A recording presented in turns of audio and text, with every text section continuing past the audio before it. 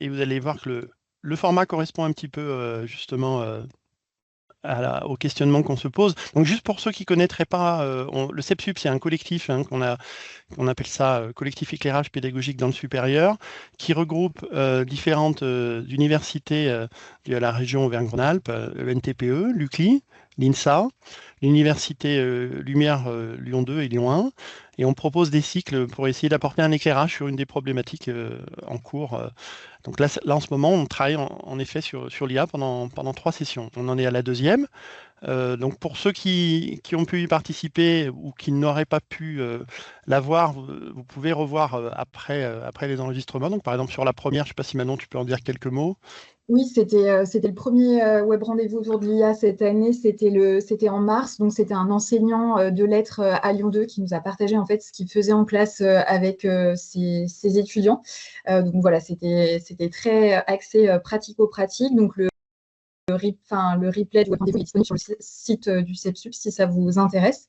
Et du coup, comme le disait Pierrick, là, c'est le deuxième web rendez-vous de l'année autour de l'IA et le troisième qui clôturera un petit peu le programme jusqu'à avant l'été. Ça sera avec un intervenant, un expert qui a de multiples casquettes, donc philosophe, scientifique, enseignant. Voilà, on vous en parlera plus en détail donc, à la fin de la présentation et la date est connue. Déjà, ça sera le 12 juin. Donc là, c'est le deuxième pour l'instant web rendez-vous de l'année autour de l'IA.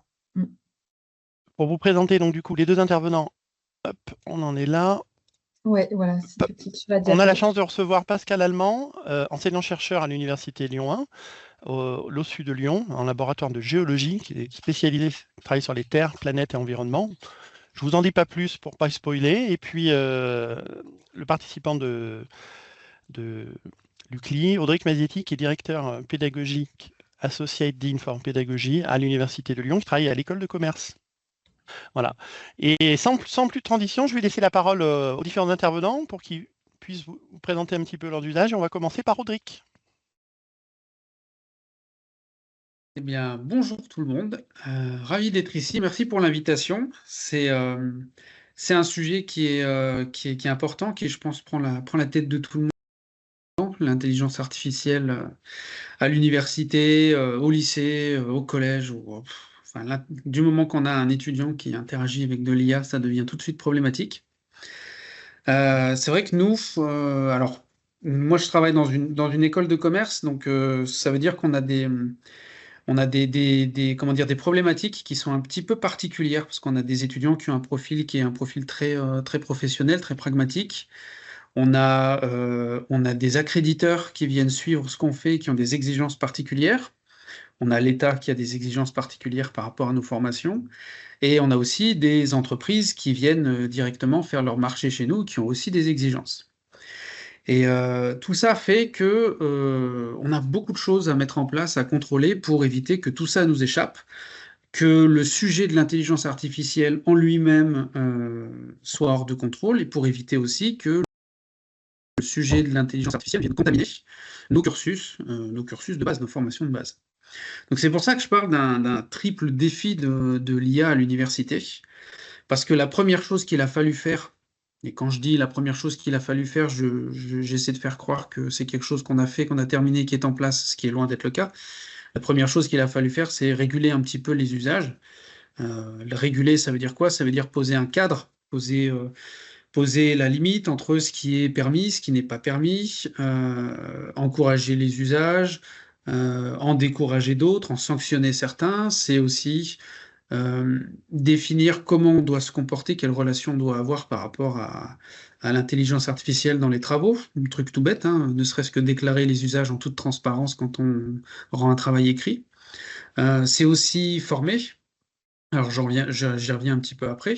Puis c'est aussi sensibiliser parce que de plus en plus, on se rend compte que les étudiants qu'on avait au départ plutôt classés comme des tricheurs invétérés qui avaient trouvé un nouvel outil, l'intelligence artificielle pour tricher, en fait, c'est une population qui est beaucoup plus hétéroclite que ça. On a des étudiants qui n'étaient pas du tout partis pour tricher, mais globalement, on leur a mis dans la tête que c'était fait pour tricher. On a des étudiants qui n'ont pas du tout l'impression de tricher parce qu'ils ont un usage qui est très naïf de l'intelligence artificielle. Et tout cela, il faut les sensibiliser, leur expliquer comment marche l'intelligence artificielle pour réussir à en faire quelque chose. Ça tient aussi de la formation des étudiants, hein, ça, c'est quelque chose qui est central. On a aujourd'hui toute une population d'étudiants qui a tout un tas d'outils à disposition. Je nuance un petit peu cette idée-là parce que, en réalité, quand on fait des sondages et quand on s'intéresse à ce que font les étudiants, on se rend compte qu'ils utilisent quasiment tous le même outil, la version gratuite de ChatGPT. C'est quand même le révélateur d'un usage un petit peu plus mature que de s'orienter peut-être vers d'autres outils, d'autres licences ou des outils qui sont spécifiques d'un usage particulier. Donc les étudiants, effectivement, ils utilisent beaucoup, beaucoup l'IA. Pas avec la même maîtrise, pas avec la même connaissance. Certains très très naïvement en utilisant l'IA comme moteur de recherche, et ils se retrouvent effectivement à nous sortir des âneries parce qu'ils n'ont pas compris comment ça fonctionnait. Donc il y a une nécessité effectivement de les former, qui est très difficile à prendre en charge. Et puis parallèlement à ça, il y a aussi une nécessité de former les enseignants, qui est quand même très très très très importante aussi, parce que c'est pas seulement une construction de compétences en fait. Il faut déjà déconstruire tout un tas de mythes, tout un tas de craintes, tout un tas de fantasmes qui sont liés à l'intelligence artificielle. Quand on voit les perceptions des enseignants, enfin en tout cas c'est un peu ce qui ressort de la pratique qu'on peut avoir à l'ESDES en tout cas, c'est que on a beaucoup d'enseignants qui sont dans une crainte, une peur panique que les étudiants utilisent l'IA pour faire certaines choses, alors qu'en réalité, l'IA est totalement incapable de faire ces choses-là. Et on a aussi des enseignants qui ont une grosse appétence pour tout un tas de fonctionnalités qui sont fantasmées de l'intelligence artificielle, alors que de la même manière, l'intelligence artificielle n'est pas capable de faire ça non plus.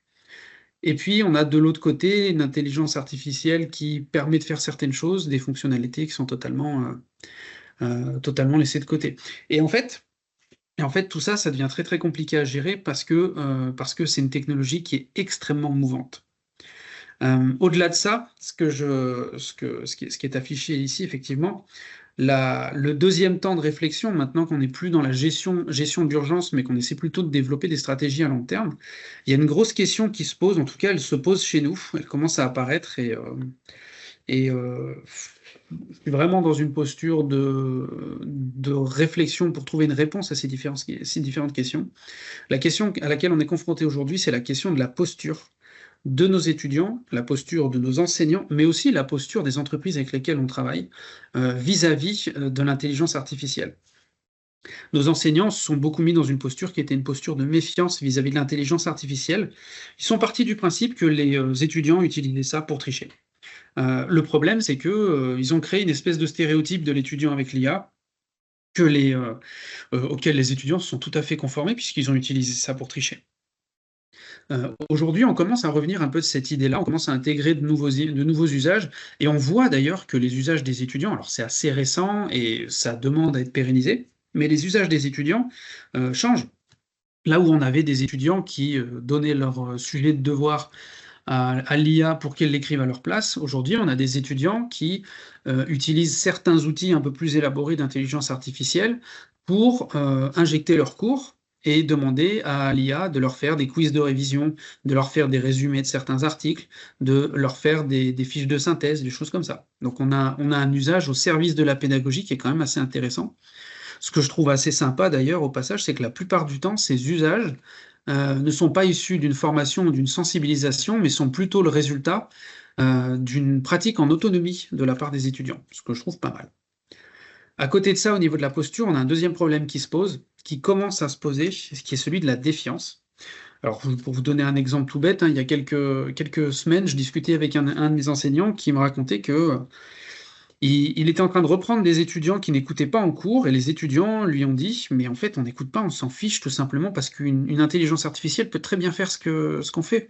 Donc, on va apprendre à le faire avec l'intelligence artificielle, et puis le reste, les calculs, on s'en fiche. » Et on se rend compte qu'il y a une défiance des étudiants qui commence à se développer vis-à-vis des programmes de formation, puisque ils n'attendent pas qu'on leur explique comment fonctionnent les concepts. En tout cas, c'est un mouvement qu'on sent poindre quelque part.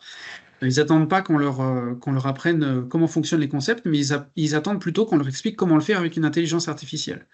Et aujourd'hui, il y a un besoin de réapprendre aux étudiants la nécessité de comprendre comment fonctionnent les notions, comment fonctionnent les concepts, pour pouvoir les appliquer ensuite à l'intelligence artificielle. Cette question de la compréhension, elle fait écho à une autre posture qui est celle de l'ignorance, en tout cas de l'illusion de connaissance, parce qu'on a énormément d'apprentissages qui sont faits de manière tout à fait superficielle aujourd'hui, parce que les étudiants sont trop basés sur l'intelligence artificielle, et ils ont l'impression de savoir, en fait, ils ont l'impression de savoir parce qu'ils ont obtenu le résultat. Mais la réalité, c'est que bien souvent, le résultat, c'est le résultat d'une analyse superficielle faite par l'IA, et on a du mal à mettre les étudiants dans la situation dans laquelle on voit très bien qu'ils n'ont pas compris en fait ce qu'ils appliquent. Et en fait, on en revient toujours au même problème, et c'est un vieux serpent de mer, hein, puisque c'est un problème qui se posait avec toutes les technologies du numérique qui sont arrivées avant. C'est cette nécessité de revenir aux fondamentaux de notre pédagogie, d'arrêter d'imaginer que la pédagogie c'est une problématique technique, et de mettre tous ces outils au service de la pédagogie et pas l'inverse. Et ça, c'est quelque chose qui est d'autant plus difficile à faire aujourd'hui, de remettre quelque part l'IA à sa place, que nous, en tout cas en école de commerce, on a une attente du marché qui est une attente forte sur des compétences en intelligence artificielle, et qui est aussi issue d'une méconnaissance en fait déjà de la pédagogie, et puis de l'intelligence artificielle elle-même, qui fait qu'on a des entreprises qui veulent absolument que nos étudiants maîtrisent à fond les concepts d'IA, sans forcément maîtriser les concepts de base du business qui sont censés apporter à l'entreprise. Et il y a un overlap à cet endroit-là qui peut être problématique. Donc pour résumer un petit peu la position dans laquelle on se retrouve, nous, à l'ESDES, on a fait, et j'aurai l'occasion d'en parler certainement un petit peu plus tard, hein, on a mis en place des régulations, on a mis en place des formations, on a construit une progression pédagogique, mais on est toujours dans cette position qui consiste à courir un petit peu après, derrière une technologie qui change extrêmement vite, et derrière une posture des étudiants et des enseignants qui change tout aussi vite. Je pense que là, j'ai fait un panorama à peu près complet de notre position vis-à-vis du sujet. Merci Audric pour cette bonne introduction. Pascal, donc on va passer la parole à notre deuxième intervenant pour une présentation. Merci. Donc moi je suis Pascal Allemand, enseignant-chercheur à l'Université Lyon 1, et je suis responsable d'un parcours de licence en sciences de la Terre qui s'appelle Géonat, Géologie, Risques naturels et Environnement. Et dans ce parcours, je m'occupe plus particulièrement de 2 unités d'enseignement, environnement et société, et gestion de projet. Ce que j'aime beaucoup dans ce parcours de licence, c'est qu'on a des petites promos d'étudiants. Ces étudiants ne se destinent pas à la recherche. Ils souhaitent travailler très rapidement après leur licence ou bien intégrer un master à visée professionnalisante. Donc, moi, je suis arrivé à l'IA génératrice, aux IA génératrices de texte comme ChatGPT très très tard, il y a seulement quelques mois, justement poussé par les étudiants. On en discutera peut-être un petit peu plus tard. Et je me suis rendu compte très rapidement que, comme Audric le disait, que les étudiants utiliser les ChatGPT et autres IA génératrices de façon souvent maladroite et un peu superficielle, sans bien se rendre compte de tous les usages qu'il pouvait y avoir derrière, et effectivement de façon un peu cachée. Hein. Les ChatGPT, c'était pas forcément quelque chose de très valorisant. En tout cas, c'était absolument pas valorisé par la formation. Moi, parmi mes collègues, je ne sais pas, il y en a peut-être qui sont là, je trouve qu'on n'a pas pris le sujet encore à bras-le-corps. Pour ma discipline, je pense qu'on est très très peu nombreux à discuter de tout ça. Donc, il y a vraiment un besoin, à mon avis, que nous nous rendions compte de l'importance pour les enseignants, je parle pour les enseignants, de l'importance de cet outil, de la façon intelligente d'utiliser cet outil, intelligente, constructive, éthique, sociale. Il y a plein de mots-clés comme ça qui me paraissent extrêmement importants dans l'utilisation de ces outils et faire passer tous ces concepts auprès des étudiants. Bien entendu, l'outil existe, il est difficile de lutter contre, il faut absolument l'utiliser. Hein. Mes étudiants vont en stage et certains se trouvent confrontés à l'utilisation de l'IA. Bien entendu, dans d'autres domaines, dans le master de sciences de la Terre, il y a des formations autour de l'IA, que ce soit autour du traitement d'images ou du traitement de données massives. Et là, c'est un autre sujet. Et là, moi, je me focaliserai plutôt autour de l'IA génératrice et de la façon dont je pense qu'on peut s'en servir dans ma formation et dans les 2 UE que j'ai mentionnés là. Bon, merci. Merci à tous les deux. Avant de rentrer un petit peu dans un échange, un débat questions-réponses qu'on a initié, qu'on vous propose, on va vous donner un peu la main. On essaye de rendre un petit peu participatif. On a quelques questions ou clap pour les habitués. Alors, je vais partager du coup mon écran. Donc vous êtes familier un petit peu de la démarche. Vous pouvez soit aller sur le site WooClap directement et taper CEPSUB2, soit utiliser le QR code. Je vous laisse quelques secondes pour vous connecter. N'hésitez pas à communiquer dans le chat si vous rencontrez une difficulté.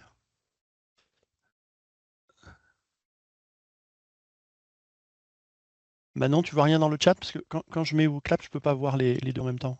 Pas de... C'est bon pour tout le monde? Alors on y va.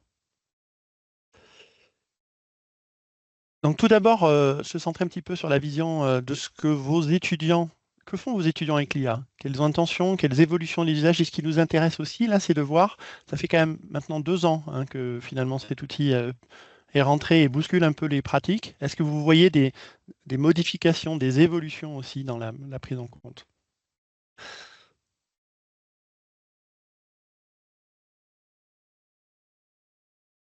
Vous voyez bien le nuage de mots, là, c'est bon? Ok.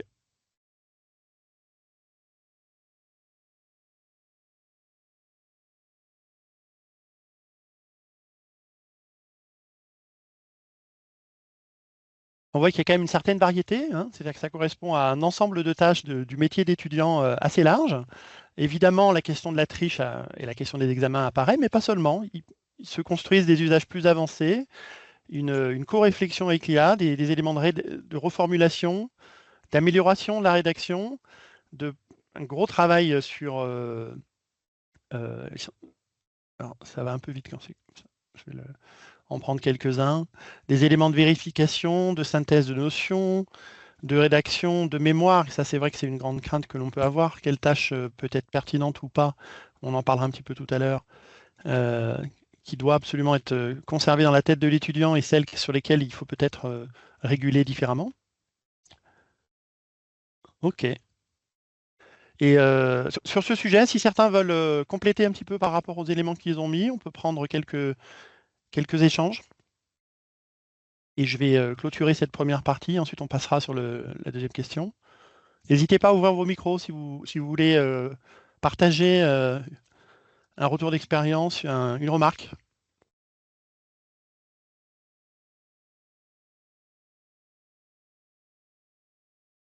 Moi, je suis assez touché de voir que finalement, c'est quand même assez différent de ce que je pouvais voir, moi, dans les sondages que j'avais il y a 1 an seulement, où j'entendais essentiellement, du point de vue des enseignants, parler de fraude. Là, je vois que vous êtes conscient de beaucoup d'autres typologies d'usages qui sont plus intéressants et qui ont un aspect aussi qui peut être parfois plus positif aussi dans la présentation. Quand j'entends, par exemple, démarche de créativité, de reformulation, d'amélioration, ça pose une question qui est prise sous un angle un peu plus riche que la question stricte du plagiat, de la fraude, de la triche et des problèmes d'évaluation. Merci à tous. Je vais clôturer cette partie-là. On va passer sur le deuxième sujet. Audric et Pascal. Bien sûr, ce que j'ai dit. Interviens, vas-y. Juste une petite chose. On voit aussi un aspect sur lequel il faudra peut-être qu'on revienne tout à l'heure, mais j'ai vu une référence à Google à un endroit et j'ai vu recherche d'informations. Ouais. Je pense que c'est un usage très particulier de l'intelligence artificielle qui correspond pas tout à fait à l'outil et je pense que c'est quelque chose sur un aspect sur lequel on pourra peut-être revenir tout à l'heure. Tout à fait. Merci à tous. Deuxième question. Maintenant, pour vous, dans quel but utiliseriez-vous, peut-être que vous le faites déjà, utilisez-vous ou utiliseriez-vous l'IA dans votre contexte d'enseignement? Donc là, c'est dans votre métier à vous d'enseignement ou en contexte de classe?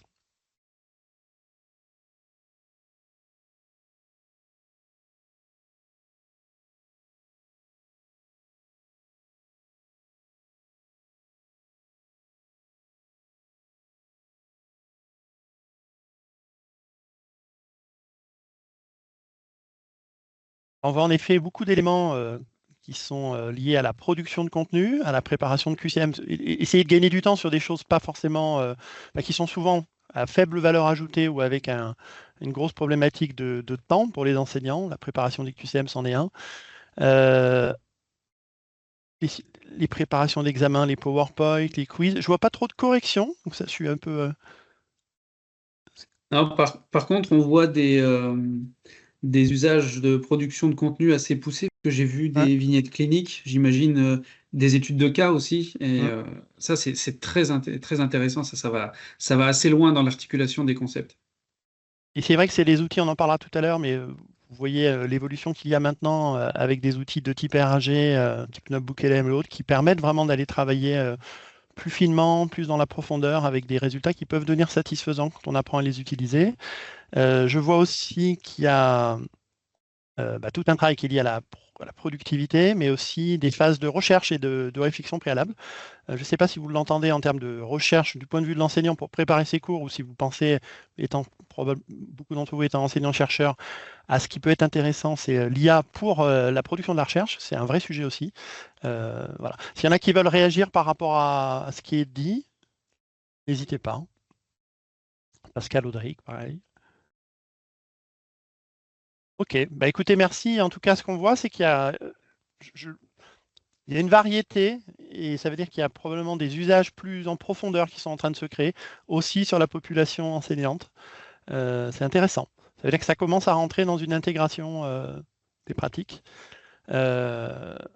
Réaliser, adapter. Ah oui, il y a même des choses très avancées, hein. Créer des avatars. C'est vrai qu'on peut se poser la question maintenant pour la production audiovisuelle de travailler directement avec des contenus. Il pose tout un ensemble de questions qu'on va pouvoir aborder. Merci à tous. Hop, j'arrête ça, je repasse sur le partage de mon contenu.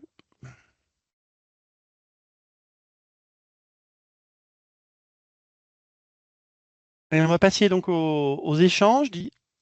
Les questions, c'est simplement une ligne directrice pour pouvoir permettre aux deux intervenants de réagir et de rebondir.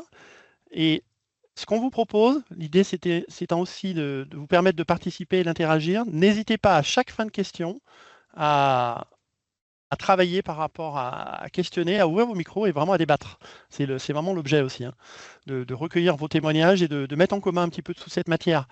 Donc on va commencer par une première question. Pouvez-vous nous expliquer comment l'IA est arrivée dans votre classe? Donc on a déjà eu quelques éléments de réponse, mais on va, si vous voulez compléter. Je peux éventuellement prendre la parole? Bien sûr. Donc moi, ouais, jusqu'à l'automne dernier, franchement, j'étais complètement ignorant sur le sujet, que je connaissais absolument pas toutes ces méthodes, toutes ces techniques, parce que j'en avais pas besoin et j'en avais jamais éprouvé le besoin d'aller voir tout ça. Et donc, j'ai, comme je l'appelle, environnement et société, dans laquelle on traite des objectifs du développement durable. Et je demande aux étudiants de travailler sur des articles de presse traitant du développement durable et de me faire des commentaires, des résumés d'articles. Voilà. Et je me suis rendu compte que le style et le contenu avaient énormément changé. En une année, la transition avait été très brutale en termes de style et de contenu par, on va dire, la moitié des étudiants. À Lyon 1, donc j'ai passé tous ces rendus dans Compilatio, l'outil qui permet de voir s'il y a de l'IA et s'il y a du plagiat, etc., etc. Et je me suis rendu compte que Compilatio trouvait des probabilités d'utilisation de l'IA extrêmement fortes. Donc voilà, une fois que j'ai vu ça, j'ai dit aux étudiants, il faut qu'on fasse quelque chose parce que ça va pas. Je me suis auto-formé en quelques semaines, hein, comme j'ai pu, parce que j'ai pas mal utilisé YouTube et j'ai pas mal lu.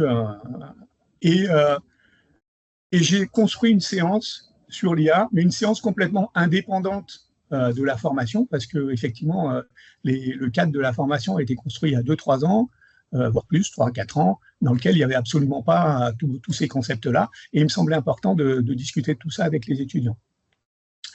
Donc, j'ai fait une séance en 3 parties. Une première partie, c'était d'écrire le fonctionnement de l'IA. Je répète, le fonctionnement de l'IA génératrice. La deuxième partie, ça a été de demander aux étudiants de construire une charte d'utilisation de l'IA.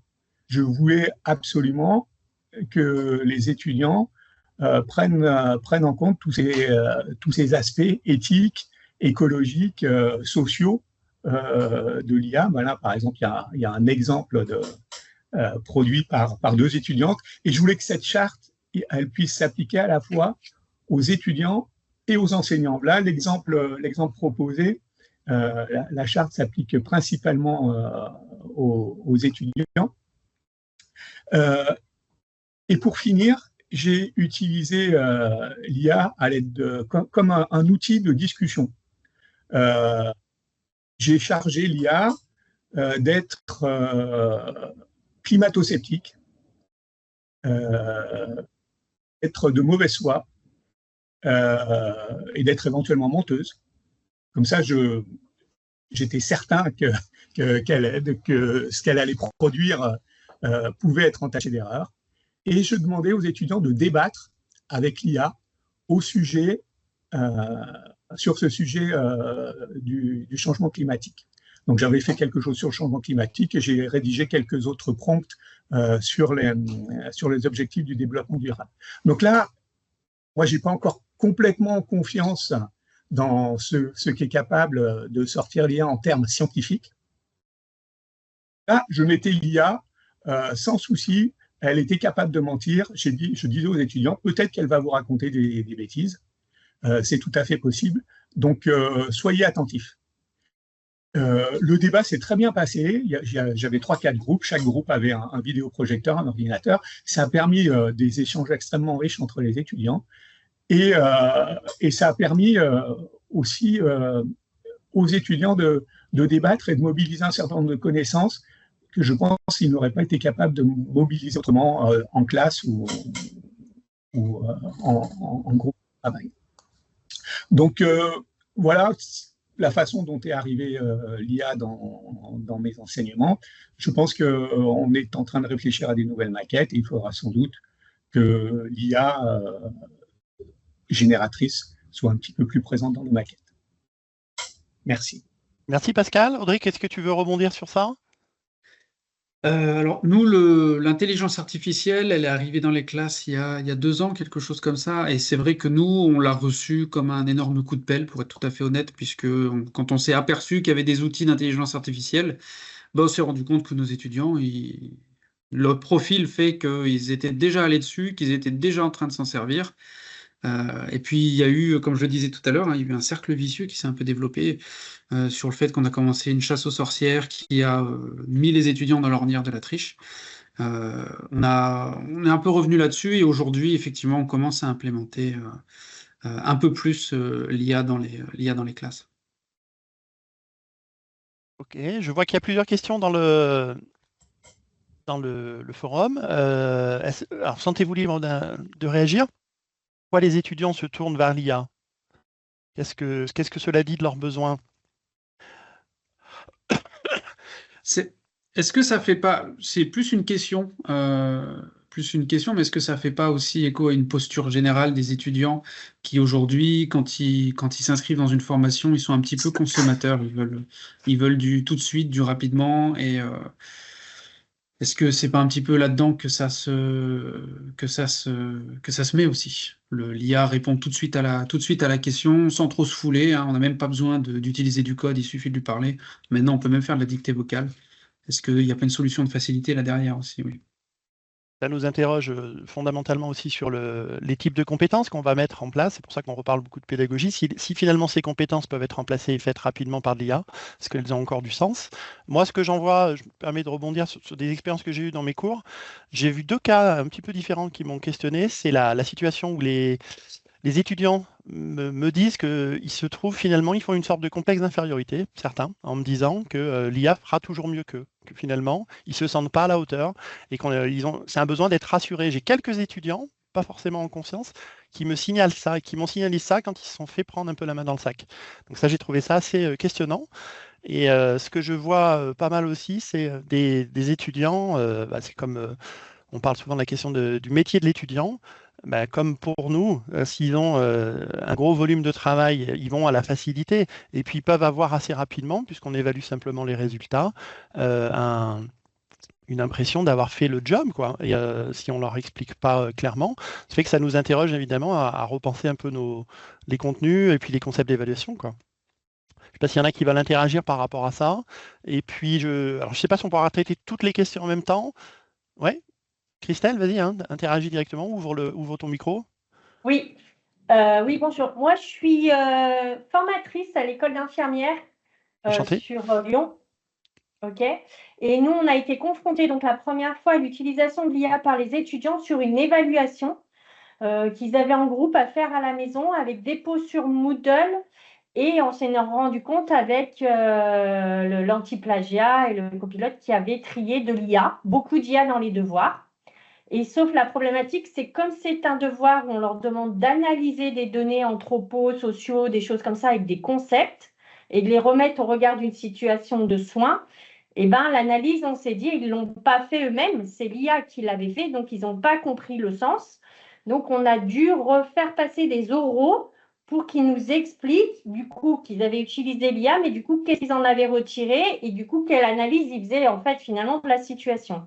Et en fait, cette année, pour ne pas être confronté à ça, on est passé à un devoir écrit, sur table, sans ordinateur, ce qui n'était pas la démarche au départ, pour se cacher de l'utilisation de l'IA. Et la question, c'est, en fait, il va falloir quand même qu'on aille là-dessus, même sur les évaluations, et c'est juste nos modalités d'évaluation, il faut qu'elles évoluent. Mais on sent que là, nous, les formateurs, il faut qu'on avance, nous, d'abord dessus, et de comment on va pouvoir utiliser l'IA aussi en évaluation pour pouvoir il y ait de l'analyse et faire ressurgir l'analyse d'une situation. Donc, c'est un peu complexe. Merci pour ce témoignage. C'est vrai que nous, on constate les mêmes choses. Ça reste encore quand même une des problématiques centrales, la problématique de l'évaluation. Vous verrez dans quelques éléments qui sont donnés là et aussi sur la participation la semaine prochaine, enfin dans quelques semaines là, du monsieur HESSO, monsieur Hist. Il présente des pistes de solutions qui correspondent à ce que vous dites, d'évaluer différemment. Par un retour à l'oral, de repasser en présentiel, mais surtout aussi on ne peut pas faire l'impasse sur une reconception probablement aussi des contenus. On avance un petit peu sur ça. Alors pour des résultats de recherche scientifique, j'en ai pas là sous le coude, mais je pourrais en mettre en référence. C'est pareil. Si vous voulez partager, que vous avez des éléments, n'hésitez pas, on les joignera ensuite. Est-ce que à terme, l'IA pourrait modifier en profondeur la forme que prend l'enseignement supérieur? C'est un grand débat. Je ne sais pas si on pourrait l'explorer ici. J'aurais tendance à penser que ce que j'en vois probablement, puisque ça va changer quand même en partie, en tout cas, la façon d'apprendre. La façon de consulter la connaissance avec ces nouveaux dispositifs. Merci pour les partages. Après, il est peut-être un peu tôt pour le voir, mais ça, là, je donne une opinion, mais appuyée sur pas mal de recherche sur le sujet, ça me semble être quand même assez disrupteur. C'est-à-dire que je ne pense pas que ce soit un effet de bulle. C'est-à-dire que plus on rentre un peu dans la pratique, et Audric, hein, tu corriges si tu le vois différemment, moins on a peur forcément pour l'urgence tout de suite, au-delà de l'évaluation, mais plus on se dit que ça va quand même changer en profondeur dans quelques années les pratiques des étudiants. En particulier, si les étudiants qu'on voit arriver, qui l'utilisent en masse du collège, on va les retrouver au collège-lycée, on va les retrouver en fac. Ça va même plus loin que ça, en fait, parce que au-delà de l'intégration de l'IA dans la pratique d'enseignement et de la pratique d'apprentissage, on a un outil qui, et je pense que c'est une des premières fois que ça arrive en fait, enfin peut-être pas dans le cadre technologique, mais on a un outil qui, en plus de ça, va carrément faire partie du socle de compétences des étudiants de demain. Ouais. Donc c'est-à-dire qu'il faut qu'on arrive à la fois à le réguler pour l'apprendre aux étudiants et à la fois à le réguler pour qu'il n'influence pas trop le processus d'apprentissage des étudiants. C'est vrai, sachant que ça devient une forme d'externalisation de processus cognitifs à terme. Il pourrait y avoir un gros débat là-dessus, mais c'est quand même ce qu'on voit de plus en plus. Quand on voit par exemple les textes de Ethan Mollick sur le co-raisonnement, dans les usages avancés, ça ressemblait à ça maintenant. Je garde la question 4 de côté, on va basculer sur la deuxième, si tu le veux bien. Depuis 2 ans et demi, comment votre posture vis-à-vis de l'utilisation de l'IA par les étudiants a évolué? Comment finalement vous travaillez un petit peu cette matière différemment? On est moins dans l'interdiction comme on l'avait, on le voit là. Pascal? Ouais, moi qui étais complètement ignorant, ma posture devient favorablement prudente, je dirais, avec énormément de garde-fous à mettre autour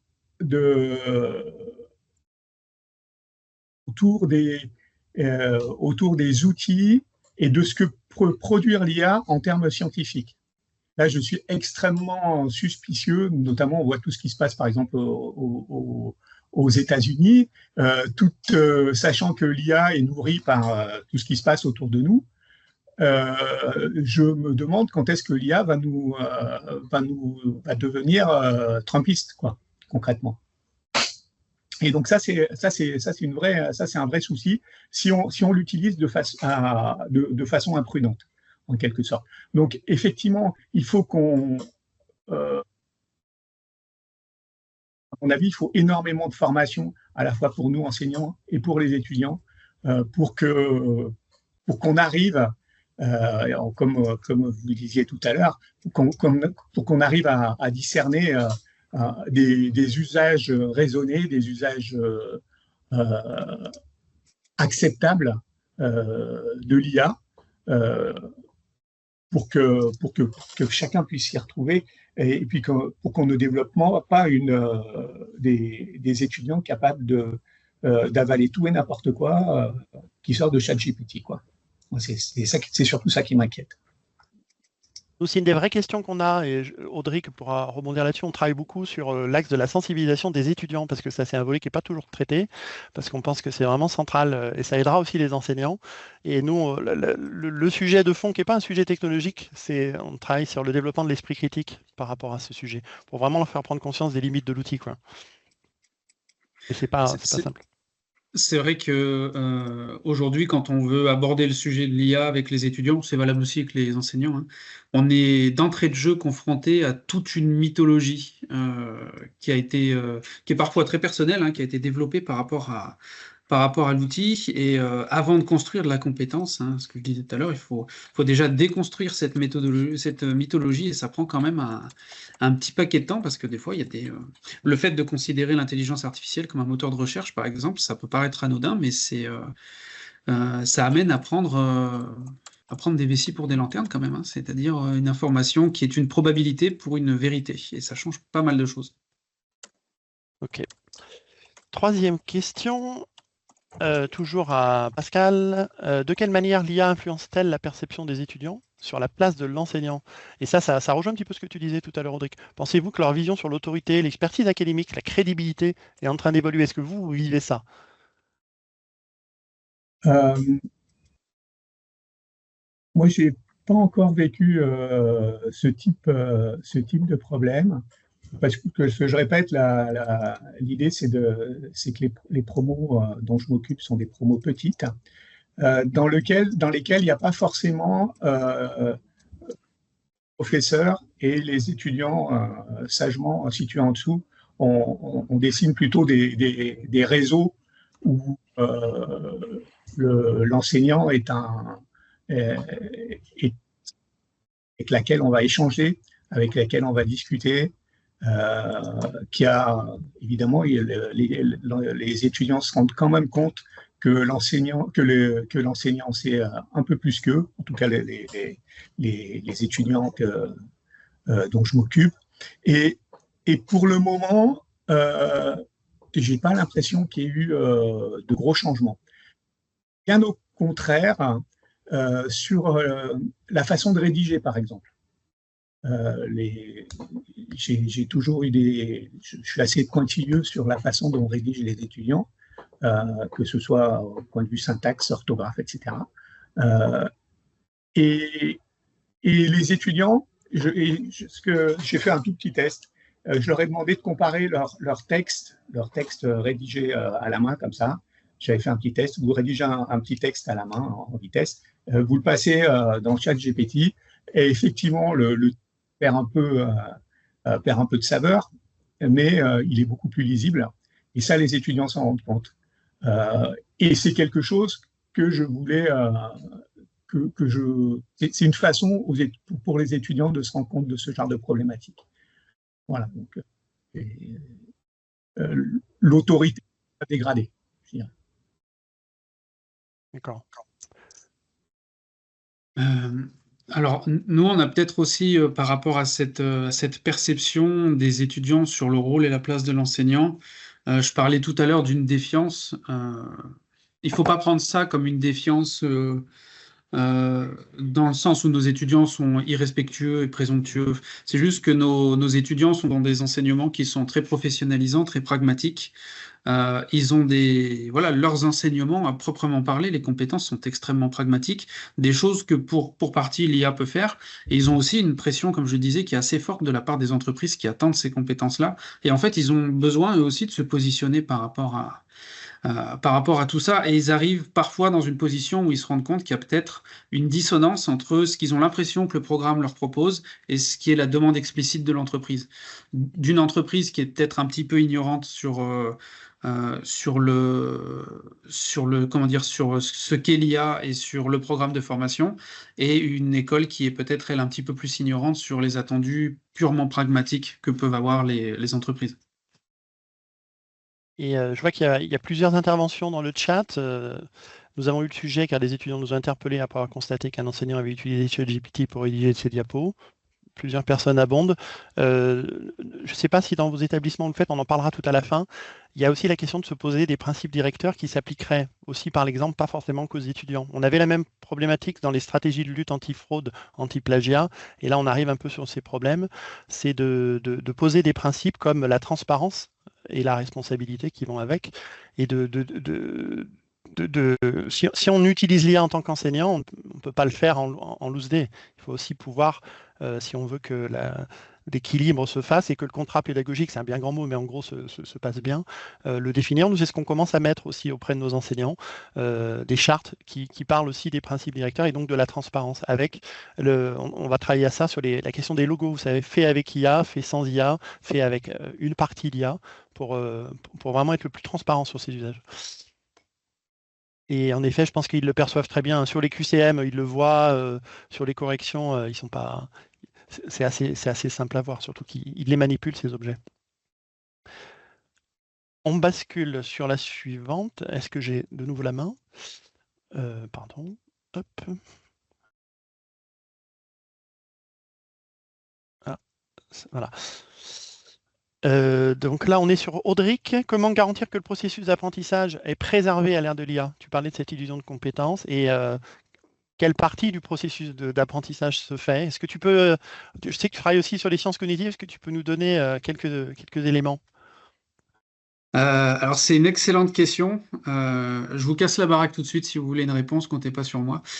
Alors le gros problème en fait avec l'intelligence artificielle, c'est un gros problème mais un vieux problème.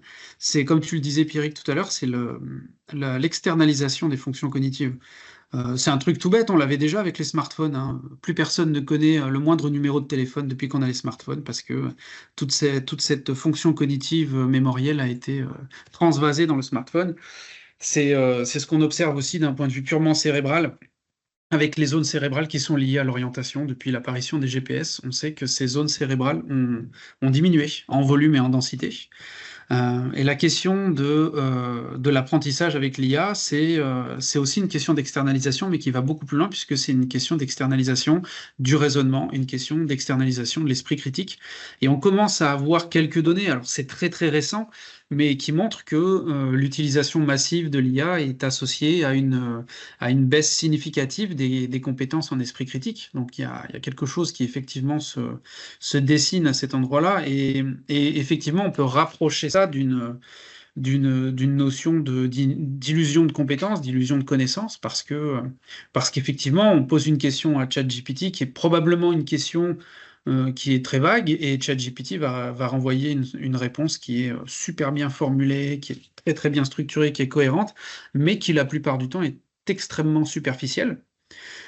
Et là, il y a deux façons de faire. Il y a la personne qui a un minimum de connaissances dans le domaine ou qui a des objectifs qui sont relativement clairs, qui va utiliser l'IA comme un sparring partner, qui va commencer à discuter avec en pointant que certains raisonnements ne sont pas assez développés, en orientant un peu la discussion.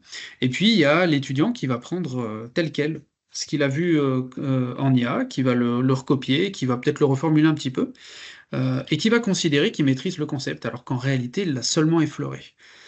Et, euh, et pour éviter de tomber là-dedans, c'est très compliqué.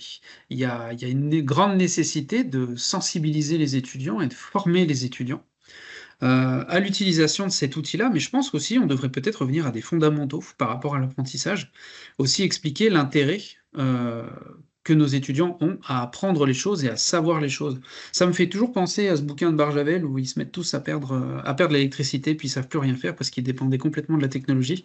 Et en fait, c'est exactement ça.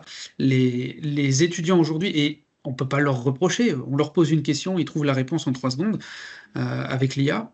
Ils ont besoin de comprendre que même sans ça, ils ont besoin de savoir comment fonctionnent les concepts pour pouvoir être à même de prendre des décisions. Et ça, c'est une chose que les étudiants n'ont pas en tête, c'est que ne pas avoir l'information en tête et la compréhension en tête, ça fausse complètement le raisonnement, puisque la moitié des informations dont ils ont besoin pour prendre une décision éclairée ne sont pas disponibles dans leur mémoire de travail au moment où ils prennent leur décision. Mais ça, c'est des choses qu'ils ne peuvent pas inventer. Et c'est pour ça que pour garantir tout ça, il est nécessaire de les sensibiliser, que ça soit spécifiquement à l'IA, mais aussi à l'esprit critique et au fonctionnement du métier d'étudiant, quelque part. On rentre un peu dans le fond et dans le cœur de la problématique. Marc, vous voulez intervenir ? Oui, donc moi je suis enseignant à Lyon 1, mais plutôt côté scientifique. Et effectivement, je constate une problématique sur laquelle, effectivement, je ne sais pas si l'IA peut poser une question. C'est un peu la même chose que la prise de notes lors d'un cours. Actuellement, les étudiants ont tendance à ne plus prendre de notes lorsqu'ils suivent des cours. Et en fait, moi, je leur répète que les études qui ont été faites sur l'apprentissage, eh bien, nécessitent le fait d'écrire, et que le fait d'écrire, c'est déjà quelque chose qui fait partie de l'apprentissage de l'être humain. L'être humain n'est pas fait pour simplement entendre ce que l'enseignant dit, et que tout ce qu'on voit dans les films de science-fiction dans lesquels les gens se mettent des écouteurs dans les oreilles et apprennent une langue comme ça, rien qu'en écoutant, c'est complètement faux. De la même façon, en sciences, si l'étudiant n'apprend pas à manipuler des concepts de base, mais par lui-même, et se tourne vers l'IA, parce que l'IA va donner la réponse, va donner la bonne réponse, hein, ça, il n'y a aucun souci de ce côté-là. Je pense que pour des concepts de base, que ce soit en mathématiques, en physique, en programmation, l'IA, actuellement, est capable de donner la bonne réponse avec des explications. Et si l'étudiant se contente pour apprendre de faire du copier-coller, l'apprentissage, dans ce cas-là, est complètement nul. Et moi, j'essaie de sensibiliser mes étudiants justement au fait que l'utilisation de l'IA, c'est quelque chose qui nécessite une expertise dans le domaine dans lequel on interroge l'IA. Et que si on n'a pas cette expertise, ben le résultat peut être réellement quelconque. Mais je ne sais pas, sur l'apprentissage de base, je ne sais pas s'il ne faudrait pas complètement interdire l'IA, parce qu'il me semble que l'apprentissage de base, je ne sais pas si on peut utiliser l'IA pour ce genre de choses. Enfin, je ne sais pas ce que vous en pensez, mais… Ben, en tout cas, en rebond, c'est vrai que il faudrait en tout cas leur expliquer que l'apprentissage ne va pas se faire. L'idée, c'est pas trouver une réponse, simplement. Oui. C'est faire le processus et c'est plutôt l'art de trouver la bonne question à poser. Et c'est vrai que si on reste dans l'idée de solution ou réponse et rapport facile, le jeu est plié d'entrée. Il va falloir leur expliquer pourquoi, le pourquoi et redonner du sens à ce qu'on leur enseigne. C'est pas évident. Et sur ce que vous dites, il y a débat et puis ça dépend des tranches d'âge et autres. En effet, qu'est-ce qu'il va falloir absolument laisser dans la tête de l'étudiant? Il y a beaucoup d'inquiétudes en ce moment, par exemple, du ministère. Moi, je travaille beaucoup avec des gens qui travaillent sur le collège-lycée. Ils sont très inquiets parce qu'ils voient des modes d'utilisation qui se renforcent. Alors, il ne faut pas paniquer, mais qui doivent être fortement accompagnés. Et ils travaillent énormément, justement, cette sensibilisation. Audrey, tu voulais rebondir? Je vois que Madame Chen aussi a levé la main. Oui, bonjour. Je m'intéresse beaucoup à cette question. Je pense que ce sera intéressant de voir quelles pratiques ont été intégrées ou ajoutées par rapport à l'ère où on n'a pas de IA. Donc, du coup, à partir de cette pratique qui change voilà, leur processus d'apprentissage, derrière, je pense qu'il y a certains systèmes cognitifs. Donc, du coup, si on peut relever déjà ou détecter les pratiques, analyser des pratiques et systèmes cognitifs derrière, ça peut peut-être nous quitter à réfléchir comment est-ce qu'on on met en place certaines activités dans notre enseignement pour éviter que voilà que les élèves n'ont plus d'esprit pardon, ça m'échappe le mot. En fait, critique, voilà. Donc, le fait de voir, prendre un recul sur ce que IA produit, voilà, c'est ça que je voulais dire. Et ça, pour le moment, c'est vrai qu'on n'a pas encore énormément de recherches. Bien sûr, ça commence. On commence à avoir des recherches un petit peu sur des situations d'usage. On a des angles de sciences qui peuvent nous aider, les sciences cognitives. Moi, je travaille dans les sciences de l'éducation et l'intégration des TIS. On a des questionnements qui étaient assez similaires, qui sont posés dans d'autres situations. Mais là, ça touche quand même plus fondamentalement des fonctions qui n'étaient pas encore touchées pour la prise de décision en particulier. Ouais, je suis enseignante à Lyon 2. Actuellement, je viens de commencer un projet de recherche sur l'enseignement IA dans l'enseignement des langues. Donc, je m'intéresse beaucoup à cette question, c'est-à-dire le changement de pratique dans le processus d'apprentissage chez les étudiants, plus précisément, et aussi littératie, c'est-à-dire compétences en IA chez les étudiants et chez les enseignants des langues. Voilà. C'est pour ça que je me pose la question. Je pense qu'il y a beaucoup de matière et on aura l'occasion d'en reparler. Une question numéro 5 qu'on passe sur… alors, c'était plutôt Audric sur cette question-là, mais évidemment, Pascal, tu peux rebondir. Comment percevez-vous l'impact sur la motivation et l'engagement des étudiants? C'est une des vraies problématiques qu'on peut avoir, conserver leur motivation. Et là, en effet, s'ils ont l'impression de pouvoir faire les choses très rapidement, comment travailler cette problématique? Alors, c'est vrai que dans un premier temps, l'IA a certainement accéléré un mouvement dont je parlais tout à l'heure, qui est celui de cette posture de consommateur de l'information. Peut-être plus qu'avant, on a des étudiants aujourd'hui qui se pointent en salle de classe, qui sont là, qui écoutent, ils ne veulent pas participer, ils restent dans leur coin et ils sont consommateurs. Et c'est vrai que l'IA a accéléré un petit peu ce mouvement parce qu'ils consomment de la réponse, ils consomment de l'information, Et on peut effectivement partir, enfin arriver rapidement à la conclusion que l'IA c'est un facteur de désengagement, que c'est un facteur de démotivation des étudiants. Et effectivement, je pense que cette première vague d'usage qu'on a eue de l'intelligence artificielle, elle est clairement dans un mouvement de démotivation puisqu'elle a éloigné elle a beaucoup éloigné les étudiants de ce travail d'apprentissage, de ce travail de mise en lien, d'articulation des concepts, d'élaboration qui fait le lien quelque part entre l'individu et la connaissance et qui fait qu'il va y avoir de l'implication, il va y avoir de l'engagement, de l'intérêt, de la motivation et de la pertinence quelque part. Parce que l'IA, en fait, on avait un chemin direct qui se faisait entre le travail à faire et l'étudiant qui était, je prends le travail, je fais un copier-coller dans ChatGPT, je fais un copier-coller dans Word, et hop là, c'est plié. Et à la limite, on pouvait même avoir une note correcte sans même lire le sujet qu'on nous avait distribué. Ce que je commence à observer à l'ESDES, alors attention, je commence à l'observer, c'est un peu ce que je disais tout à l'heure, c'est que on a des usages qui sont un peu plus matures de l'intelligence artificielle qui commencent à se développer. Et là, on a des étudiants qui vont utiliser des RAG, par exemple, qui vont aller dans un notebook LM, qui vont envoyer leur support de cours dans le notebook LM pour se créer une base de données.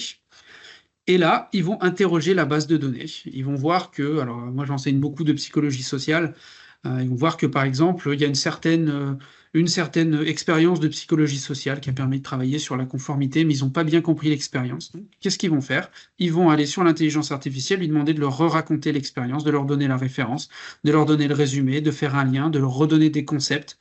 Ils vont aller interroger l'intelligence artificielle en lui disant j'ai pas bien compris, est-ce que tu peux m'en dire plus, est-ce que tu peux me dire si ça correspond bien à ce qui est marqué dans l'article, des choses comme ça.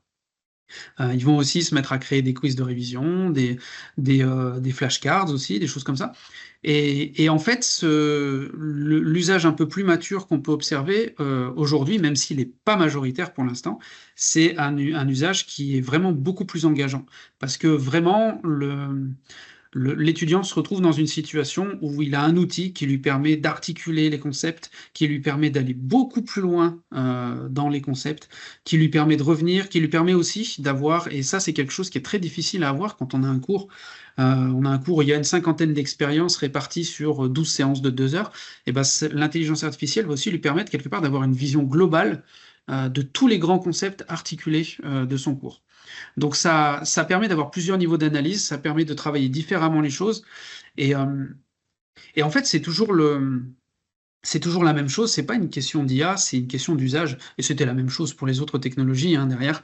Mais moi, ce que j'observe, c'est que l'IA utilisée comme un outil de triche et utilisée de manière très naïve, c'est une manière de se défausser du travail. Et c'est pas que l'impact de l'IA, c'est de désengager, c'est que quelque part, l'étudiant qui utilise l'IA comme ça, il l'utilise pour se désengager.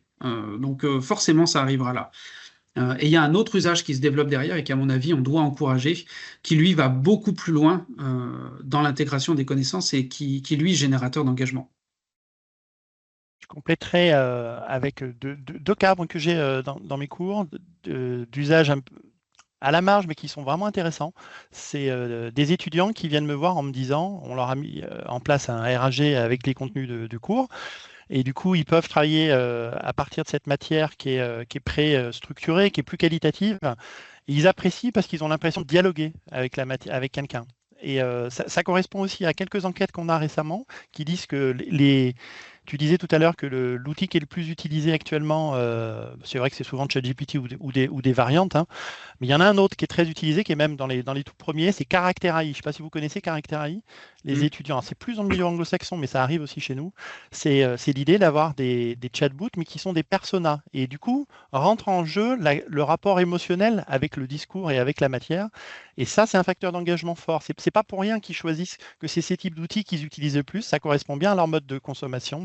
Ils dialoguent avec le contenu en ayant l'impression, finalement, une forme d'anthropomorphisation du dialogue, en interaction de débat avec le dispositif, en ayant moins la crainte de questionner ce qu'ils font en cours l'étudiant ou l'enseignant, pardon. Donc du coup, j'ai pas mal d'étudiants qui me disent que ça leur convient bien. Ils trouvent ça très riche comme mode de fonctionnement.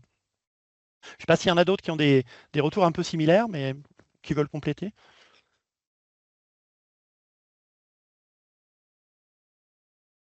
Non? Tu vois des éléments dans le chat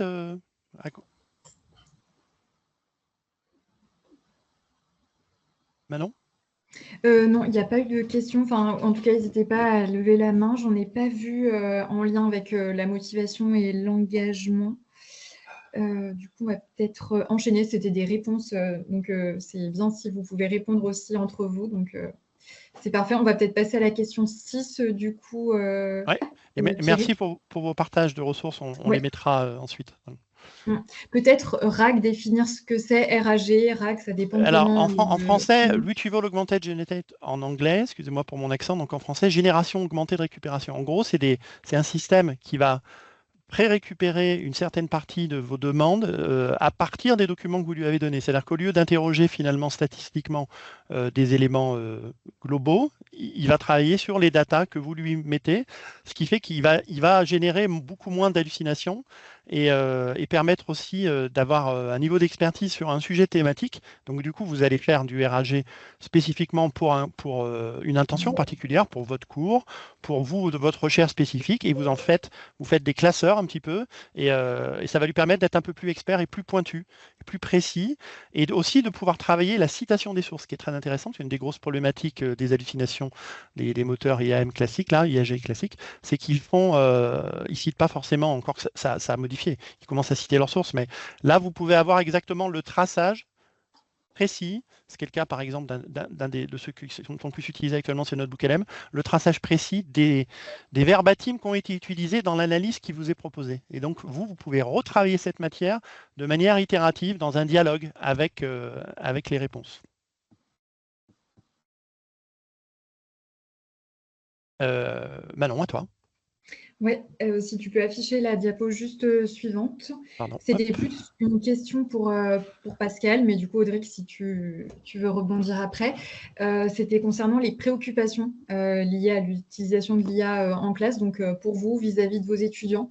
Dans votre discipline aussi, peut-être en particulier, donc plutôt peut-être sciences fondamentales, est-ce qu'il y avait un axe un petit peu différent par rapport au général?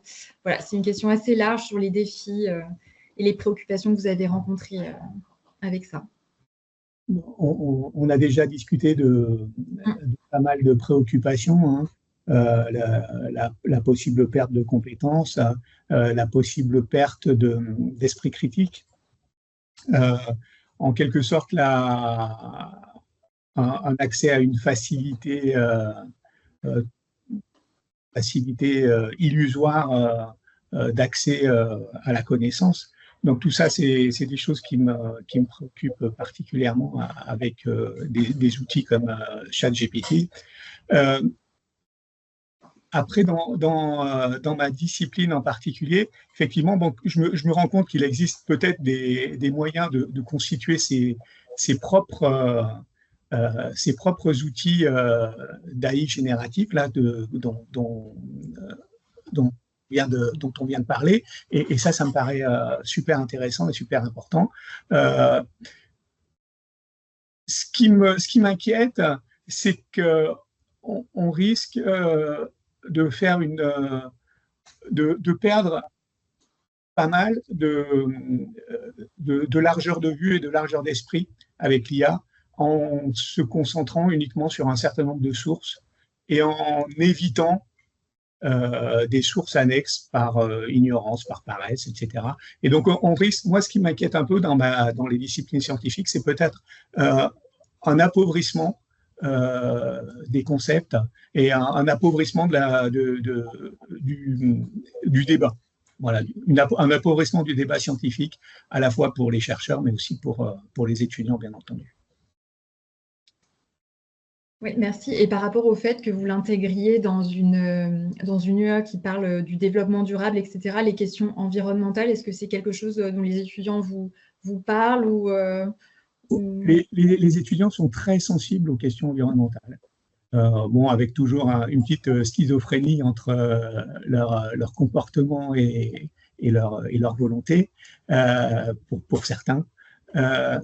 Et donc là, c'est dans ce cadre-là, je pense que on peut utiliser. Moi, comme je vous ai dit, je suis assez débutant et j'ai utilisé l'IA vraiment comme comme un outil, non pas de connaissance, mais comme un outil de débat, en lui donnant le mauvais rôle. Voilà, comme ça j'étais sûr de mon coup. Peut-être, je vais me rendre compte que l'IA est capable de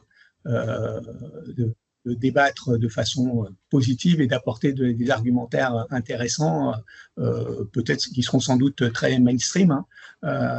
Mais voilà, il faut que, pour moi, j'ai besoin de voir, j'ai besoin d'évaluer par moi-même, de voir ce que l'IA me répond avant de l'utiliser pleinement dans ce type d'enseignement.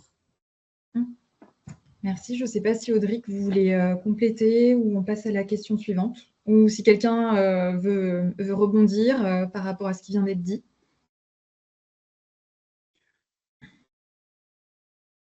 Rien de spécial de mon côté, je pense qu'on a...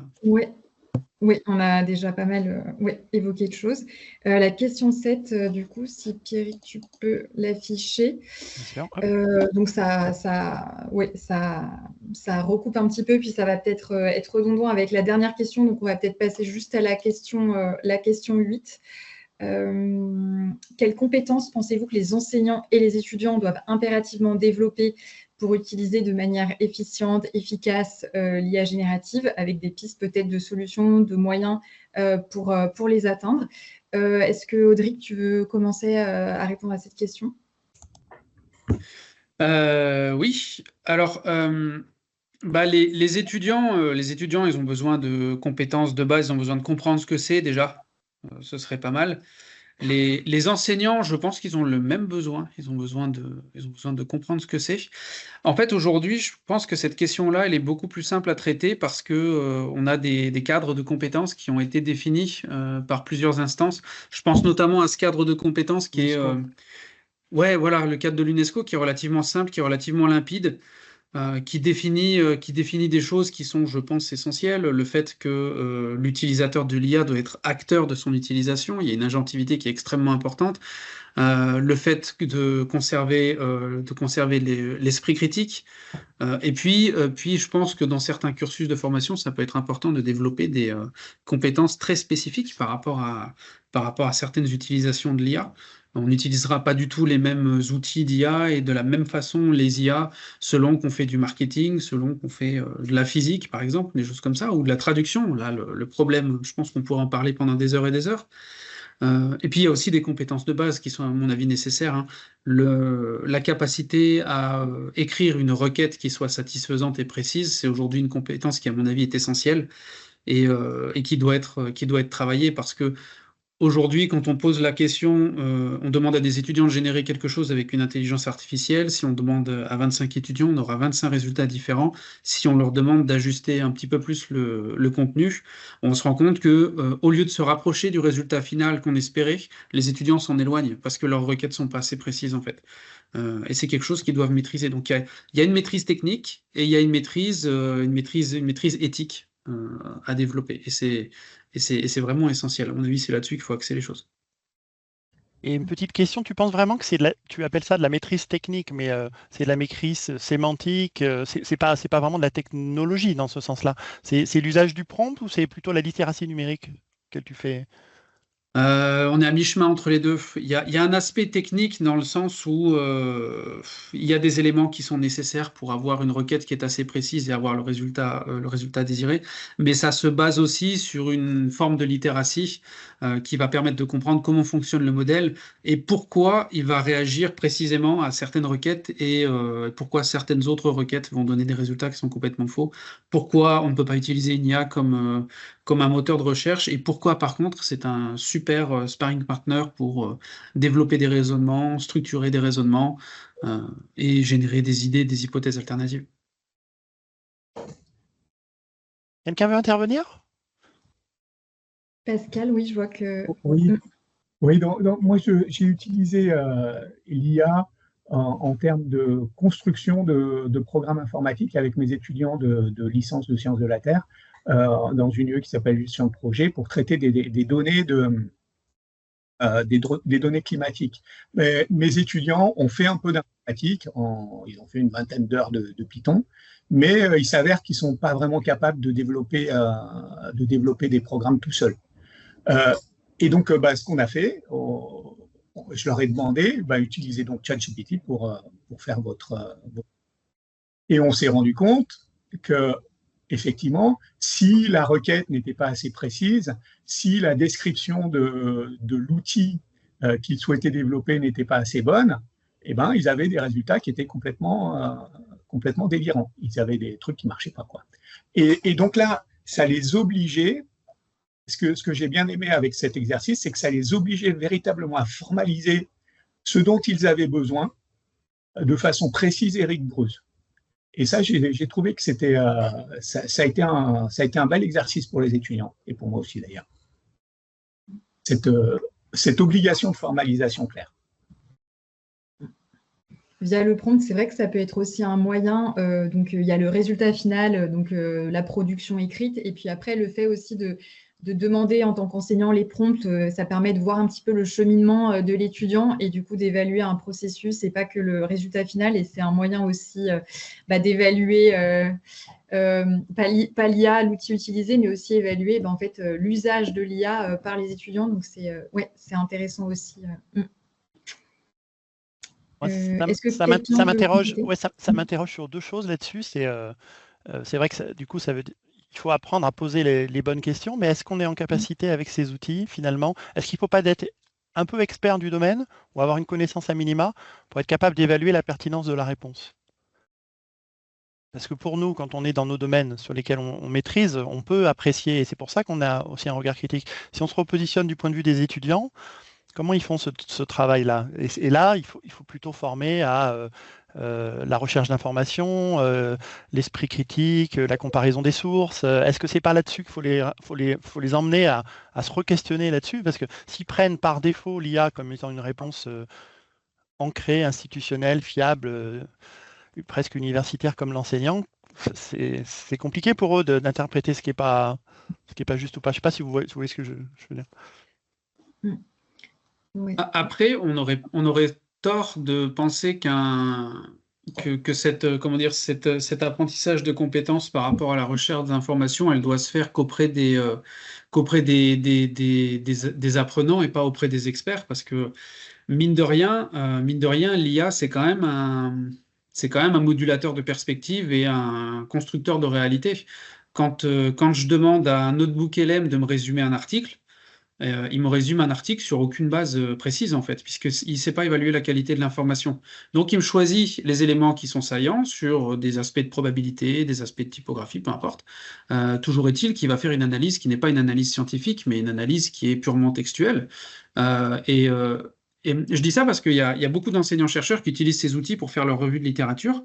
Et il faut faire attention parce que résumer un article via une intelligence artificielle, par exemple, ce n'est pas résumer un article quand on l'a lu. Il y a tout un a priori qui fait que la réalité qui va être construite à l'issue de ce résumé-là ne sera pas du tout la même que celle que l'enseignant-chercheur aurait pu avoir en lisant l'article.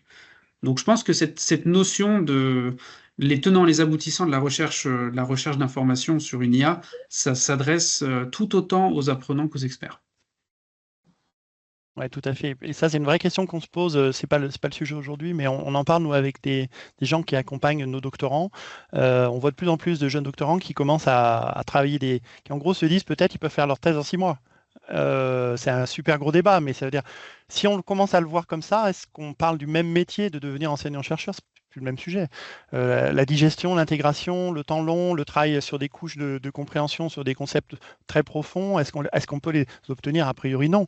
Par contre, c'est vrai qu'on peut couvrir des volumétries de matière. Moi, quand je le vois quand je fais de la veille, j'aborde beaucoup plus vite, beaucoup plus de sujets. Mais si on ne retravaille pas à partir de cette préanalyse de l'IA, cette matière en prenant le temps de sélectionner ce qu'on va vraiment intégrer, ça sert plutôt de présélection.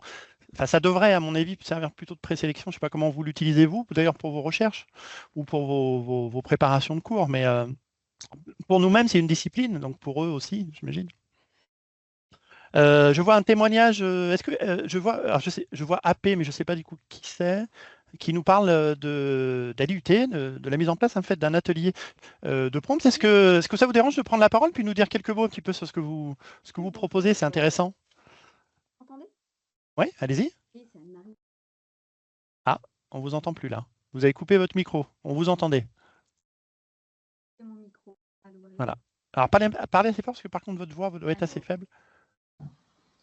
Voilà, c'est mieux. Ah. Ouais, on vous entend. Allez-y.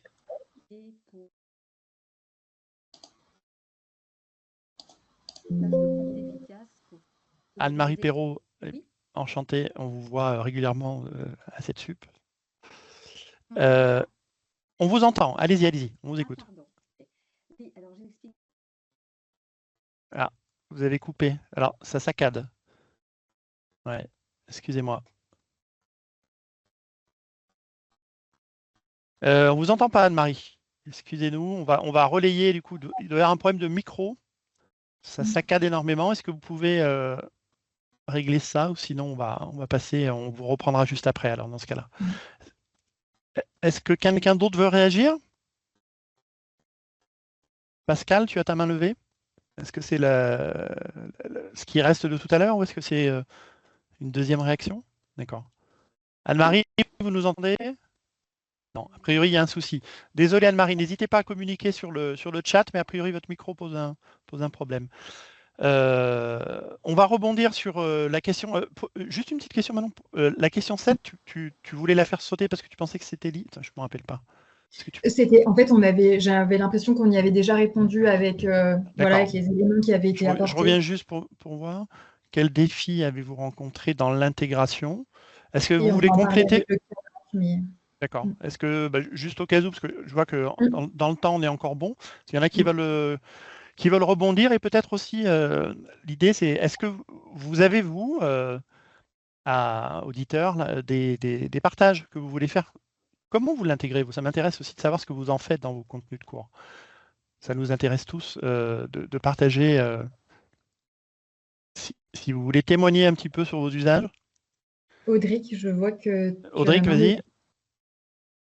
Oui, je voulais revenir sur un aspect, juste rapidement, sur un aspect qui me paraissait pertinent sur les défis dans l'intégration de l'IA. Il y a la question de la triche, elle a amené beaucoup d'interrogations.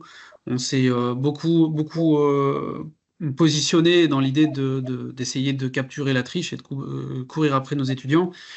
Nos étudiants sont bien meilleurs que nous à cet exercice-là, hein. Ils ont trouvé des parades fantastiques. Ils rivalisent de créativité pour duper les logiciels de détection d'IA.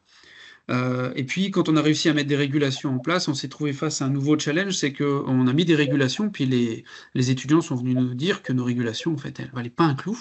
Effectivement, quand on leur donne un rapport compilation en leur disant on va vous mettre 0 parce que vous avez triché, et qu'ils nous disent ben non, c'est pas un indice, c'est pas une preuve, c'est marqué en gros sur le rapport. Ils sont très, très au courant de tout ça. Et la manière dont on a réglé un petit peu cette idée, c'était ce problème-là, c'était de vraiment miser sur la pédagogie, c'est-à-dire de partir du principe que on ne va pas sanctionner le travail qui est produit avec de l'IA, mais par contre, on ne va pas le corriger parce qu'il ne correspond pas aux attendus. L'idée, c'est d'ouvrir le dialogue avec les étudiants, leur dire, voilà, vous êtes au-dessus des seuils, donc on ne va pas noter votre travail. Par contre, venez, on va en discuter, décrivez vos usages, on va vous dire ce qui va, ce qui ne va pas. Soyez plus transparent sur vos usages. Et il y a une posture qui est une posture vraiment pédagogique, qui clairement porte beaucoup plus ses fruits que cette posture de la sanction et de la chasse aux sorcières qui, de toute façon, est totalement inefficace. Je compléterai tout à l'heure à la fin sur des éléments, parce qu'on est dans la même unité, on montrera un petit peu ce qu'ils ont mis en place à l'ESDES Audric. Et au-delà de ça, juste un complément, mon sens, il peut y avoir des éléments de chasse aux sorcières, mais c'est aussi une demande qu'on a, nous, dans les enquêtes des étudiants. C'est le besoin de cadres, c'est aussi eux qui sont demandeurs. Ce n'est pas forcément dans le sens chasse aux sorcières, mais c'est aussi dans le fait que moi, je ne sais pas si je triche ou pas, je ne sais pas ce que j'ai le droit de faire. Et donc, préciser vraiment les attendus dans une grille mouvante de ce que je peux, de ce que je peux pas faire et tout, ça devient important. C'est juste un complément, un raccourci. Voilà. Merci Audrey. Anne-Marie Perrault, est-ce qu'on vous a retrouvé? Vous étiez, j'ai vu votre caméra et puis elle est repartie, mais du coup je ne sais pas si vous avez récupéré votre son. Non? Bon, apparemment on a perdu Anne-Marie. Est-ce que quelqu'un d'autre veut réagir sur des partages d'expérience sur ça, sur ce que vous faites et sur les difficultés que vous avez eues dans la mise en œuvre? Non? Ben dans ce cas-là, on va passer à la question. On saute la 8, on arrive à la 9 et on arrive pas loin de la fin un petit peu de notre travail. Alors là, pour ceux qui veulent participer, n'hésitez pas à témoigner. Nous, on va vous présenter deux situations un petit peu en complément de cette question-là juste après. Comment, en gros, on travaille aussi la formalisation, le cadre, comment on balise et qu'on donne une orientation sur l'IA dans les enseignements et les évaluations, parce que c'est ce qu'on nous demande dans les unités. Et là, ça peut se traiter à différents niveaux. Ça peut se traiter au niveau de vos enseignements, mais évidemment, ça doit se traiter un peu aussi au niveau plus méta, au moins potentiellement deux choses au niveau des directions pédagogiques et des unités, puisqu'il peut y avoir des spécificités, et éventuellement dans les stratégies d'établissement. Donc ça, j'imagine qu'il y a des états d'avancée, des points de réflexion, des groupes de travaux qui se font un petit peu partout, probablement tous un peu avec les problématiques similaires. Est-ce que vous avez des témoignages? Vous pouvez nous dire où vous en êtes dans vos établissements? Alors évidemment, peut-être que, du point de vue enseignant, vous n'avez pas toute la vision, mais c'est intéressant pour nous de partager, de voir un petit peu tous comment on se situe par rapport à cette problématique commune. Et puis ensuite, on vous montre un petit peu où on en est sur nos deux situations. Est-ce que quelqu'un veut réagir? Je ne sais pas. Donc, du coup, il y a probablement des représentants de nos 5 universités. Est-ce qu'il y a des gens de Lyon 2, des gens de Lyon 1 qui peuvent nous dire un petit peu pour eux, à votre sens, comment ça se construit un peu ce travail de groupe sur les GTIA et les accompagnements chez vous?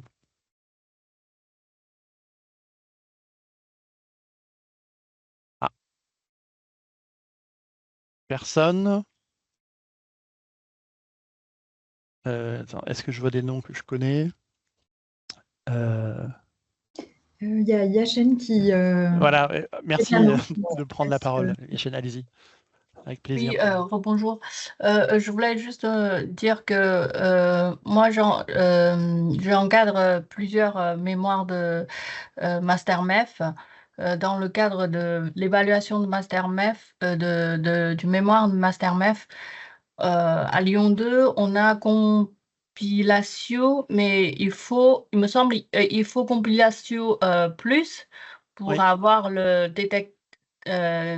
pour pouvoir détecter le contenu généré par IA, mais nous, on a compilation, on va dire, classique. Donc, du coup, c'est le plus gros souci de notre part pour ne pas pouvoir détecter. Si on cherche un outil ailleurs, en ligne, je ne sais pas si vous connaissez un outil qui permet d'évaluer une mémoire tout entier qui contient 50 pages, mais pour l'instant, moi, je n'ai pas trouvé on pourra vous mettre quelques liens. La problématique, elle est aussi plus large que ça. Elle ne porte pas trop sur les outils, elle porte sur le mode d'usage de ces outils dans un contexte de lutte. Mais en effet, il y a les deux. Juste pour vous dire, Lyon 2 fait partie aussi, je fais partie d'un groupe qui s'appelle le groupe au niveau de la commu, GT, IA et plagiat. Et donc, il y a la question des problématiques sur l'utilisation. Et selon les universités, les décisionnaires ont choisi ou pas de prendre l'option. C'est là que quand on a compilation, on peut prendre compilation tout seul ou on peut prendre compilation plus la version Magister Plus, voilà, qui détecte l'IA. Et c'est probablement du coup un choix institutionnel qui peut se défendre. Il y a vraiment des arguments pour et contre. Audrey en a donné quelques-uns. À l'heure actuelle, les outils d'IA, on en a comparé plusieurs. Magister est plutôt bien positionné dans les résultats, Magister Plus. Il y en a d'autres, et si ça vous intéresse, je pourrais vous en glisser quelques-uns dans le compte-rendu.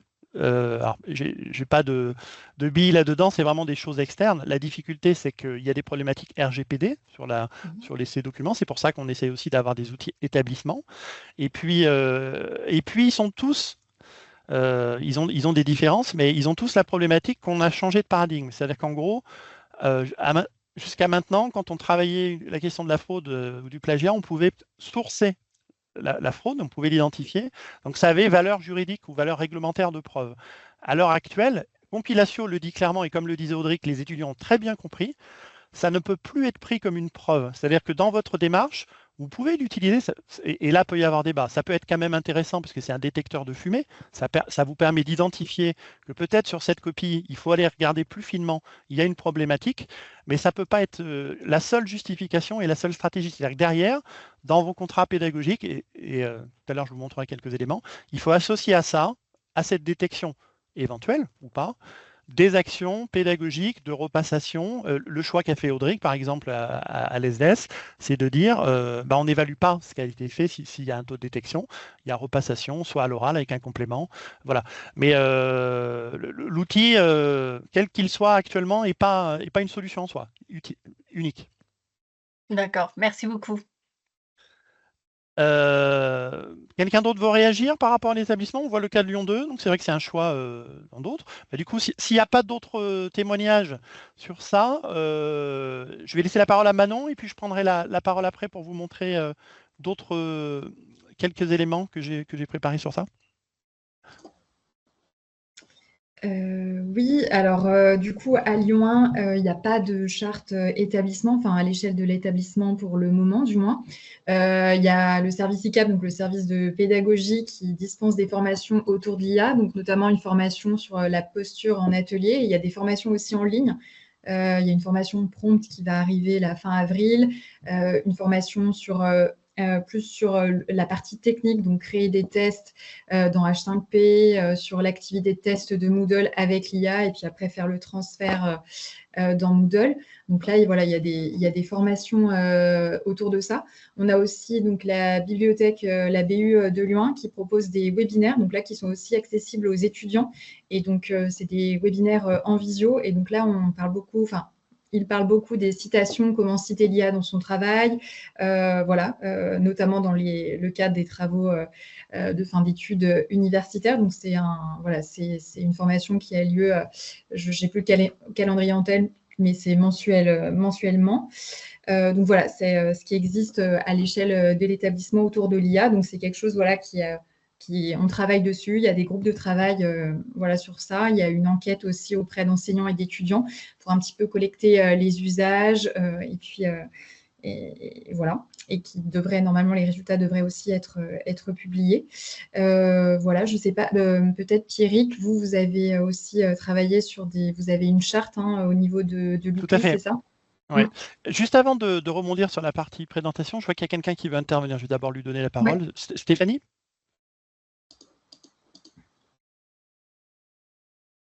Stéphanie Gobert, n'hésitez pas à ouvrir votre micro. Vous m'entendez? Oui, on vous entend parfaitement. Super. C'est ce que j'ai posé dans la discussion, dans la conversation. En fait, moi, je suis à Lyon 1, je suis enseignant-chercheur et j'utilise Compilatio. Et du coup, est-ce qu'il y a d'autres moyens, d'autres outils que Compilatio qu'on peut utiliser pour les divers travaux des étudiants? Alors, là, qui a valeur juridique, en fait. Non, qui a valeur juridique, il n'y en aura pas spécifiquement, puisqu'on part du principe du paradigme. Pour vous expliquer très rapidement, le concept de fonctionnement, c'est un peu déjà une course du chat et de la souris entre les systèmes de fraude et les systèmes de détection. En fonction des moteurs, on a des taux de détection qui sont variables, qui progressent. Par exemple, avec les dernières versions 4.0, sur les tests qu'on a, on a quand même un certain taux à 20% de faux qui ne sont pas détectés. C'est-à-dire que la possibilité avec ces outils de travailler une forme d'humanisation de la réponse texte fait que quelqu'un qui a vraiment une intention de frauder sera plus complexe à détecter. On détecte quand même des choses. Ce qui est par contre intéressant, c'est que ces outils, ce qu'on perd d'un côté, on gagne de l'autre et vice-versa. C'est-à-dire qu'ils sont réglés pour avoir très peu de faux positifs. C'est-à-dire que vous n'allez pas mettre en prison un innocent, entre guillemets, mais vous laissez passer des potentiels coupables, entre guillemets. Donc voilà. Après, donc juridiquement, quand on détecte avec des pourcentages importants, ça veut quand même dire dans ce cas-là qu'il y a vraiment eu un effet. Exactement. Ça peut être caché, mais dès qu'on détecte, c'est voilà, c'est ça. C'est vrai, entre guillemets. Vous pouvez ne pas voir des choses qui ont été faites avec l'IA parce que ça a été bien fait. Par contre, si vous le détectez, c'est que c'est.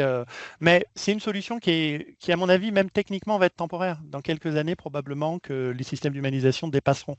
Le principe, c'est que fonctionne à partir au départ des outils qui étaient utilisés pour éviter les problématiques de fraude liées à la traduction et sont basés sur l'analyse stylistique. Et vous imaginez bien qu'en travaillant l'analyse stylistique par des outils d'humanisation, il commence à arriver. Donc c'est une bataille du chat et de la souris. Nous, on fait des tests régulièrement pour voir si ça reste encore valide.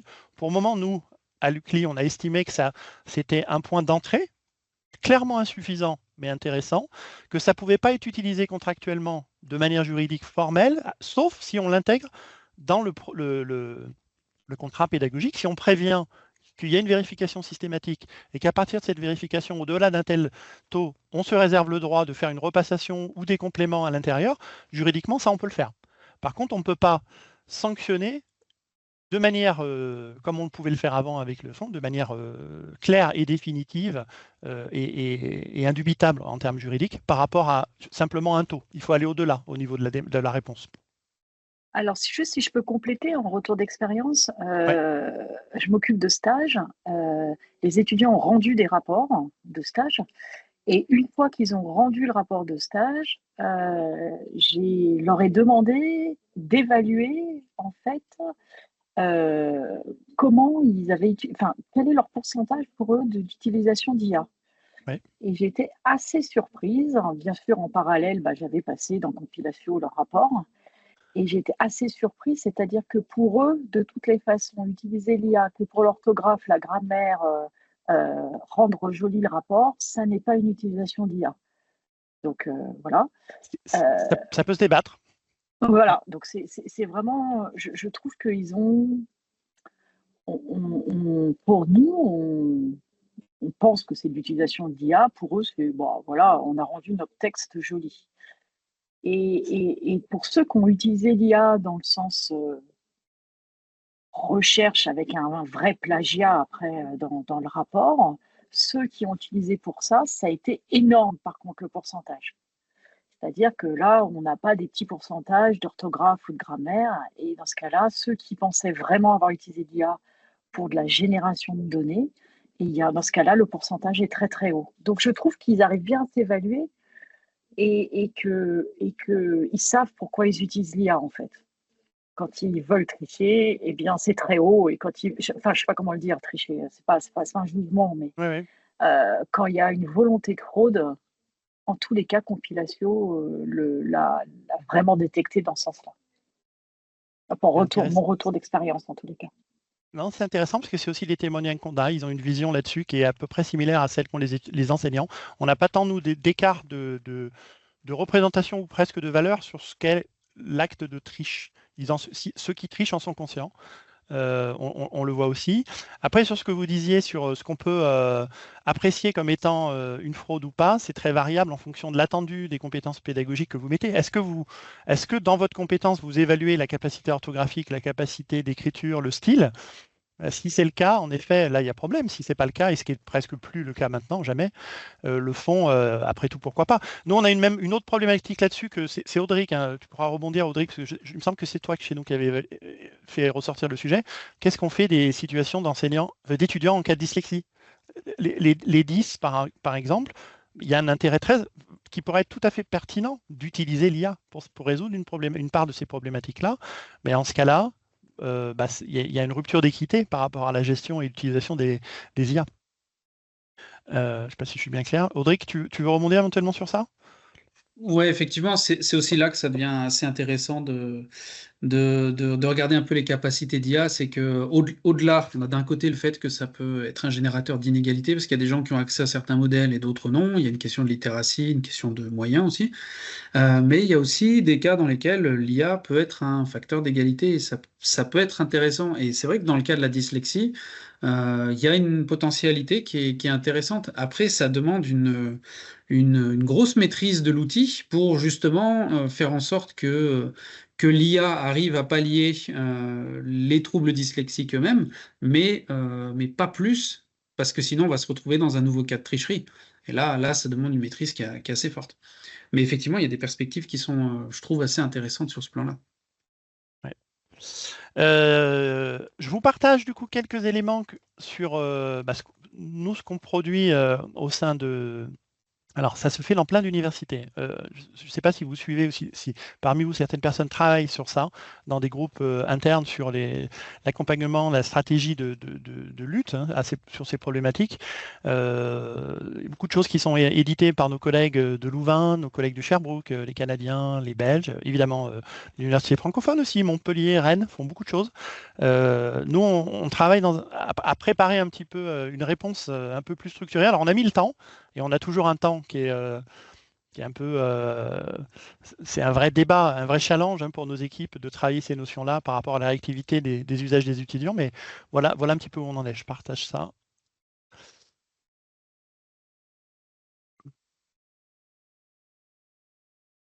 Tu me dis, Manon, si tu vois, parce que je ne me rends pas compte.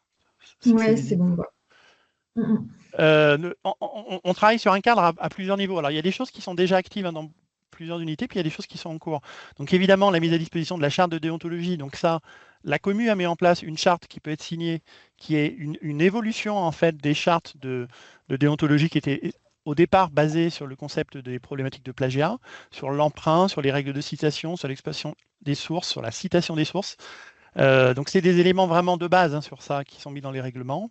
On s'aperçoit de plus en plus, c'était une première version qui a été faite l'année dernière, que ce n'est pas suffisant, qu'il faudra aller plus loin. Donc on va travailler cette année sur la préparation d'un guide d'usage pour une intégration éthique et responsable de l'IA.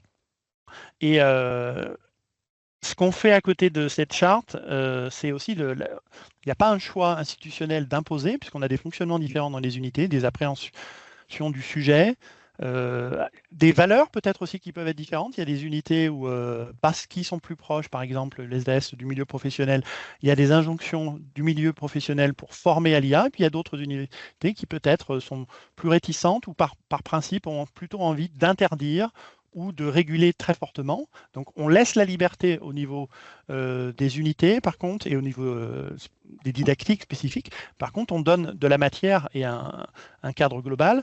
On a mis en place nos compilations Magistère Plus. Alors, comme je le disais, vous avez un taux de détection de textes potentiellement reconnus. On a changé de paradigme. On peut plus statuer juridiquement par rapport à ça. Par contre, vous pouvez tout à fait dire systématiquement je l'utilise. Et à partir du moment où j'ai un taux de détection de plus de tant de %, je me réserve le droit de. Et ensuite, vous mettez en place un règlement pédagogique. Et il y a plusieurs unités, chez nous, il y en a 3 ou 4 qui ont commencé à faire ça. On a l'ESDES, on a le droit, on a la théologie aussi, qui utilisent ce principe. Mais ce principe, il fonctionne bien, nous. On voit des taux de réduction, on dit ce qu'on va faire en amont et on fait ce qu'on a dit. Et simplement, psychologiquement, au niveau des étudiants et des gens qui étaient peut-être dans un ventre mou de gens qui ne veulent pas vraiment frauder, mais qui ne savent pas trop ce qu'ils ont le droit de faire ou pas, avoir mis ça en place, plus qu'on va vous montrer après sur les règles, ça fait baisser quand même les choses, mais ce n'est pas la solution à terme. On voit bien qu'on n'échappera pas non plus complètement à une réforme des contenus et des modalités d'évaluation. Par contre, voilà, c'est quand même un premier pas. On crée à côté de ça des ressources sur... On travaille avec Audric à l'ESDES en départ sur ça. La création de ressources à la sensibilisation. Donc ça nous semble vraiment essentiel pour éviter aussi que se créent de mauvaises habitudes et une mauvaise compréhension. Sensibilisation là des étudiants. Et puis à côté de ça, on met en place, mais comme toutes les universités le font actuellement, des formations sur enseigner à l'ère de l'IA, comment faire évoluer mes évaluations, comment travailler sur utiliser l'IA pour faire des QCM, pour de la production, utiliser l'IA aussi dans la façon dont je peux avoir des boots et des tuteurs intelligents pour faire de l'accompagnement pédagogique à partir de mes propres données en RAG. On fait quelques formations sur ça. Et là, au-delà des initiatives locales, on travaille sur un guide. Donc, le guide, son objet, c'est éclairer le débat, poser un langage commun, définir un cadre, parce qu'on s'aperçoit que vraiment, on a encore dans les directions ou dans les unités des représentations et des perceptions qui peuvent être différentes. Un axe sur lequel ça nous semble important de définir des principes directeurs. Donc là, on va travailler par exemple sur le principe d'équité, le principe de transparence, le principe de responsabilité. C'est aussi ce qui va nous servir ensuite à mettre en place des actions au niveau de la sensibilisation et de la formation des étudiants. On repart aussi de ces principes-là. On voit on a fait une enquête, on voit qu'il y a un besoin de clarté et de transparence parce que les étudiants, pour la grande majorité, ils ont les mêmes représentations, c'est pas les bonnes ou les mauvaises, que nos enseignants, ils sont conscients de la triche, mais ils nous disent, mais moi, je n'avais pas l'impression de tricher, justement, parce que ce que vous disiez, j'ai juste fait de la correction. Oui, mais l'outil, quand il fait de la détection, c'est le problème de ces outils. Il ne vous dit pas si quand il voit un taux, il le voit parce que vous avez vraiment vous avez produit le contenu et même les idées avec ces éléments-là, ou si c'est dans la fin de la chaîne, vous avez simplement utilisé pour faire de la correction orthographique ou de la reformulation. Donc c'est une problématique sur laquelle on est obligé de leur demander plutôt des informations. Donc on a maintenant, nous, des guides sur... on leur demande de statuer et d'expliciter, quitte parfois aussi à donner leur prompt pour définir ce qu'ils ont fait à l'intérieur de leur contenu. Ça, on ne le fait pas pour tous les devoirs, pour les gros mémoires et autres. Mais une autre vision, c'est qu'on essaye, on prend une posture, on essaye quand même d'encourager l'expérimentation. Pour se rendre compte, et ça c'est vrai beaucoup pour les enseignants, pour se rendre compte et pour être plus résistant et résilient par rapport à ça, on ne peut pas que le traiter, ce problème, d'une manière non... Bon, il faut rentrer un petit peu dans la matière, il faut tester l'outil pour savoir ce qu'il peut faire et ce qu'il ne peut pas faire, pour pouvoir choisir un petit peu ses modalités d'évaluation aussi. Vous connaissez probablement pour beaucoup ce schéma qu'on revoit dans beaucoup de guides qui sont faits actuellement, mais je le trouvais vraiment intéressant. C'est un monsieur canadien, Simon Duguay, qui a fait un gros travail un petit peu en amont un petit peu des autres, qui est l'idée de dire est-ce qu'il n'est pas nécessaire de repenser les notions de plagiat et de triche? Comment on se positionne par rapport à ça, et surtout pas se positionner dans un tout ou rien, mais dans un continuum de pratique, avec l'idée de où on trace, nous, pour ma propre discipline dans ma didactique, la ligne du plagiat. Et ça, c'est aux enseignants, on est en train de mettre en place des process pour ça, aux enseignants, alors sous l'autorité de leur direction pédagogique, de sélectionner et d'orienter un petit peu ça. Je vois qu'Audrey, tu as levé la main avant que je passe sur la suite, parce que c'est vrai que là, c'est typiquement une situation d'usage. Je vous montrais des documents qui ont été faits à l'ESDES par rapport à ça. N'hésite pas à partager. Moi, je voulais juste rebondir sur l'infographie d'avant. Quand on discute de cette infographie avec les enseignants, il y a un truc qui ressort beaucoup. C'est qu'effectivement, elle permet de bien penser la notion de triche par rapport au degré d'utilisation d'IA, mais qu'elle ne permet pas de présager de la valeur de l'étudiant, parce qu'en réalité, quand on regarde ce graphique, l'étudiant qui est tout en bas, il ne vaut pas forcément mieux que l'étudiant qui est tout en haut, et que les usages qui font qu'un étudiant va être performant, disons, c'est-à-dire qui va être plus adapté aux attentes du marché de l'emploi, par exemple, c'est plutôt les deux du milieu. Ouais. Et c'est plutôt vers ça qu'il faudrait qu'on tende. En tout cas, c'est un petit peu la conclusion à laquelle on arrive à l'ESDES. Ok. Derrière ça, on a plusieurs façons de proposer un petit peu des règles de citation, des déclarations d'usage. Donc le principe de transparence, c'est beaucoup ça. On travaille sur l'idée de demander aux étudiants d'exprimer ce qu'ils font avec. Donc la déclaration d'usage, elle est contextualisée. Est-ce que c'est utilisé pour de la reformulation, de la correction, sur quelle section? Donc on a des chartes plus poussées qui sont utilisées. On a défini des taux de détection. Donc l'idée pour nous, là, c'est de poser un cadre qui est commun, en même temps pour les enseignants, en même temps pour les étudiants. Alors vous imaginez bien que ça se fait pas, ça prend un peu de temps, parce qu'il faut vraiment, il y a un gros débat, il y a la discussion dans les équipes pédagogiques, et ça se fait souvent pas de manière télescopée d'en haut, mais un peu en accompagnement dans les unités avec les directions pédagogiques. Et on a quatre unités qui ont commencé qui n'ont pas commencé, qui ont mis en place des systèmes assez similaires à celui-là. Et là, en ce moment, cette année, on a un enjeu, c'est d'essayer de travailler sur un guide plus complet. Donc pour travailler sur poser les bases, redonner les contextes, travailler les principes directeurs, travailler l'utilisation des IA du point de vue des étudiants, du point de vue des enseignants, proposer les éléments de formation avec des références et des ressources aux enseignants et aux étudiants, et puis ensuite retravailler surtout tout ce qu'on vient de voir sur les concepts d'évaluation, et comment aussi une question, comment rendre, on parle beaucoup de la résilience, comment rendre les évaluations et les modalités pédagogiques plus résistantes par rapport à ça. Donc c'est un work in progress. Évidemment, on n'a pas fini d'éponger ce sujet, mais voilà un petit peu ce qu'on pouvait vous partager. Moi, j'en ai terminé pour ça. Est-ce que Quelles sont les réactions avant de conclure et de vous montrer un petit peu ce qu'on proposera pour la prochaine fois? Allez-y, Madame Chen. Oui, je voulais simplement savoir quand est-ce que le guide sera disponible? Alors, il y a déjà des guides sur lesquels je peux éventuellement vous donner les informations, parce que ce guide, moi, je l'ai pas, on est une petite structure, j'ai pas tout réinventé de zéro. Il y a déjà des guides en licence libre qui sont disponibles sur lesquels je peux vous les envoyer. Je peux mettre les références, mais qui sont à recontextualiser. En fait, je ne suis pas persuadé. Pour le moment, je ne peux pas vous dire si le guide que nous on fait, il sera disponible en licence libre. Je peux pas savoir. C'est trop tôt pour le dire, mais en tout cas, pour vous donner tous les éléments de source et le plan, ça, je pourrais vous le fournir si ça vous intéresse. Attention, l'idée, c'est ça doit être adapté à la situation des unités, à la situation de vos établissements. Nous, on est un établissement privé. On n'a pas forcément les mêmes structures et les mêmes modes d'organisation que les établissements publics, les écoles de formation professionnelle. Il faut vraiment le recontextualiser. Hein. À mon avis, ce n'est pas télescopable de manière uniforme. Est-ce que ça répond un peu à votre question? Est-ce que ça vous va si je vous retransmets en tout cas les ressources initiales et puis je vous donnerai les éléments qui sont communicables en l'état? Oui, tout à fait, merci. Bien sûr. Je repartage les derniers éléments pour la conclusion.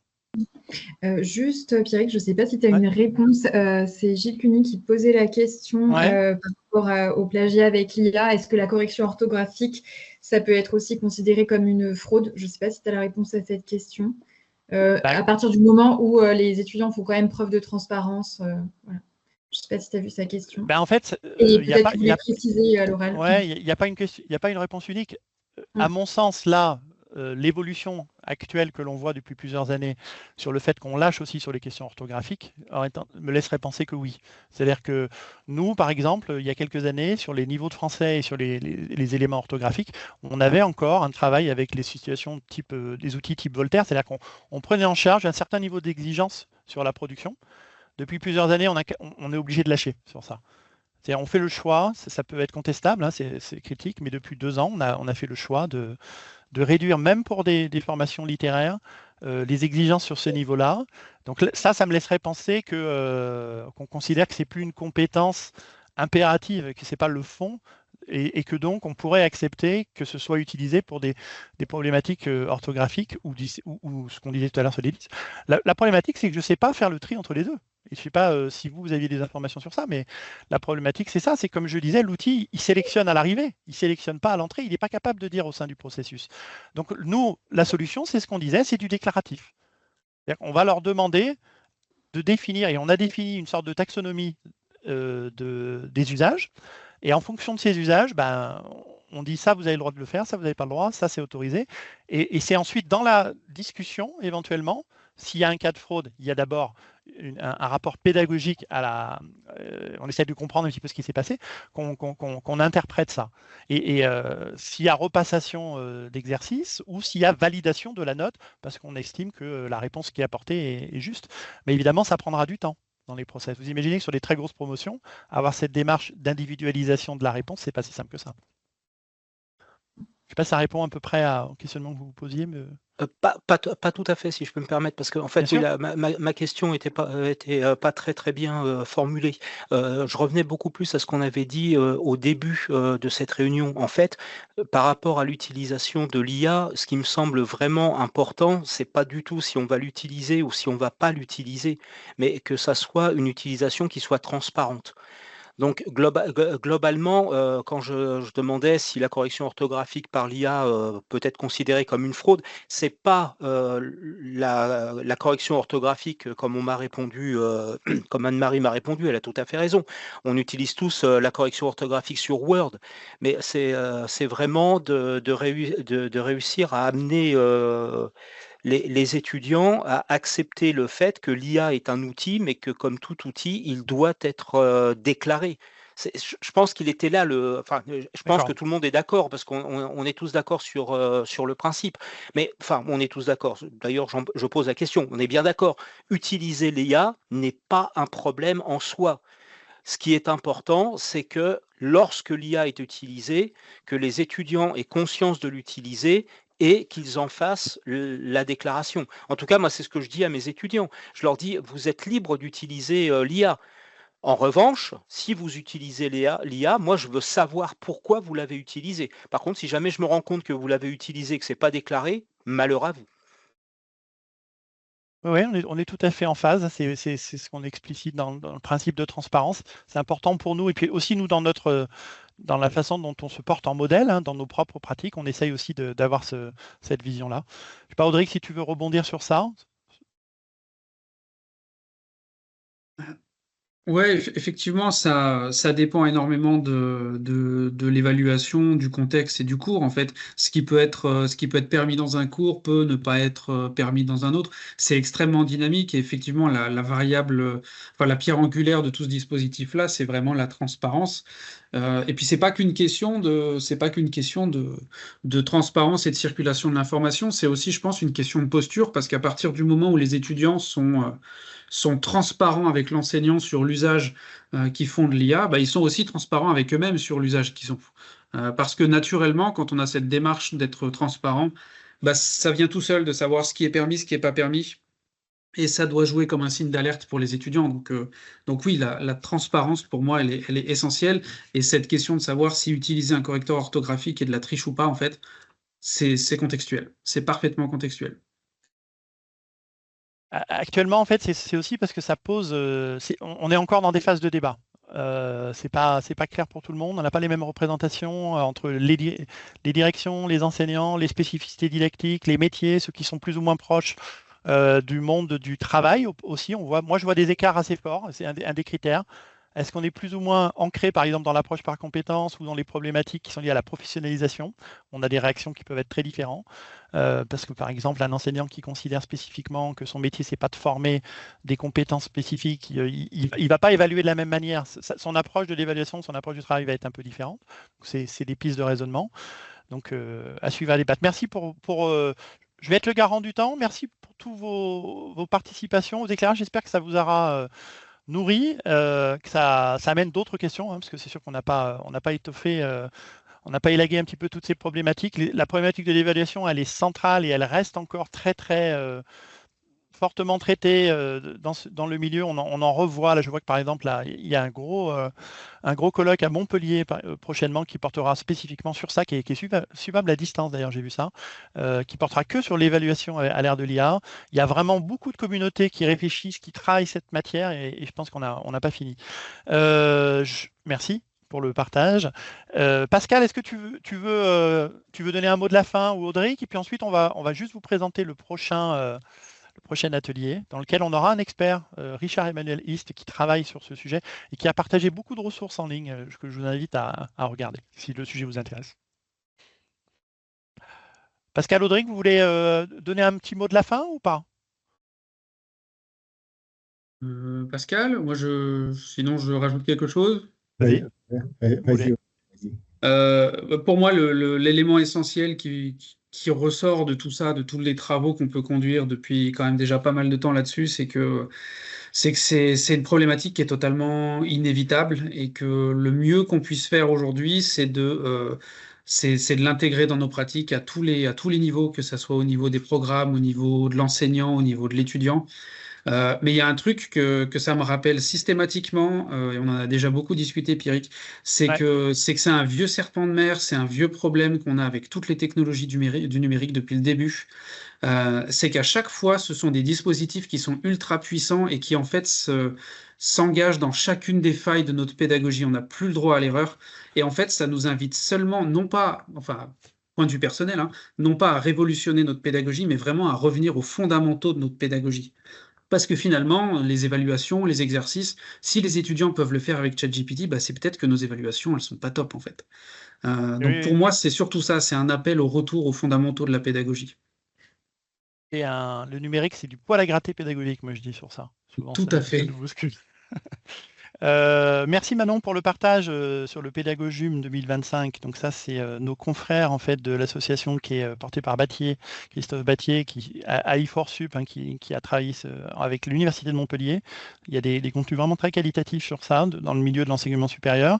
Et nous, on vous propose un prochain webinaire qui a lieu le 12 juin, dans lequel on fait intervenir donc Monsieur East, qui est chercheur en sciences de l'éducation et qui a aussi tout un background intéressant philosophique aussi, qu'il a vraiment la double casquette, qui présentera un petit peu un regard distancié sur enseigner à l'ère de l'IA, quel impact sur l'avenir de l'enseignement supérieur.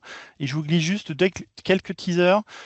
Il va nous amener à réfléchir sur la posture d'enseignant à l'ère de l'IA, sur comment renforcer notre résilience face à l'IA, avec l'APC, il parlera un petit peu d'APC, comment identifier les faiblesses des évaluations actuelles face aux outils, et comment nous aider à élaborer des stratégies pour concevoir des évaluations qui sont plus résistantes. C'est un petit peu les sujets sur lesquels on travaille, c'est en cours de préparation, mais voilà en gros les thèmes sur lesquels on travaillera. Je vous remercie à tous, je vous dis à bientôt, et puis au plaisir de vous retrouver sur ces différents événements et de partager.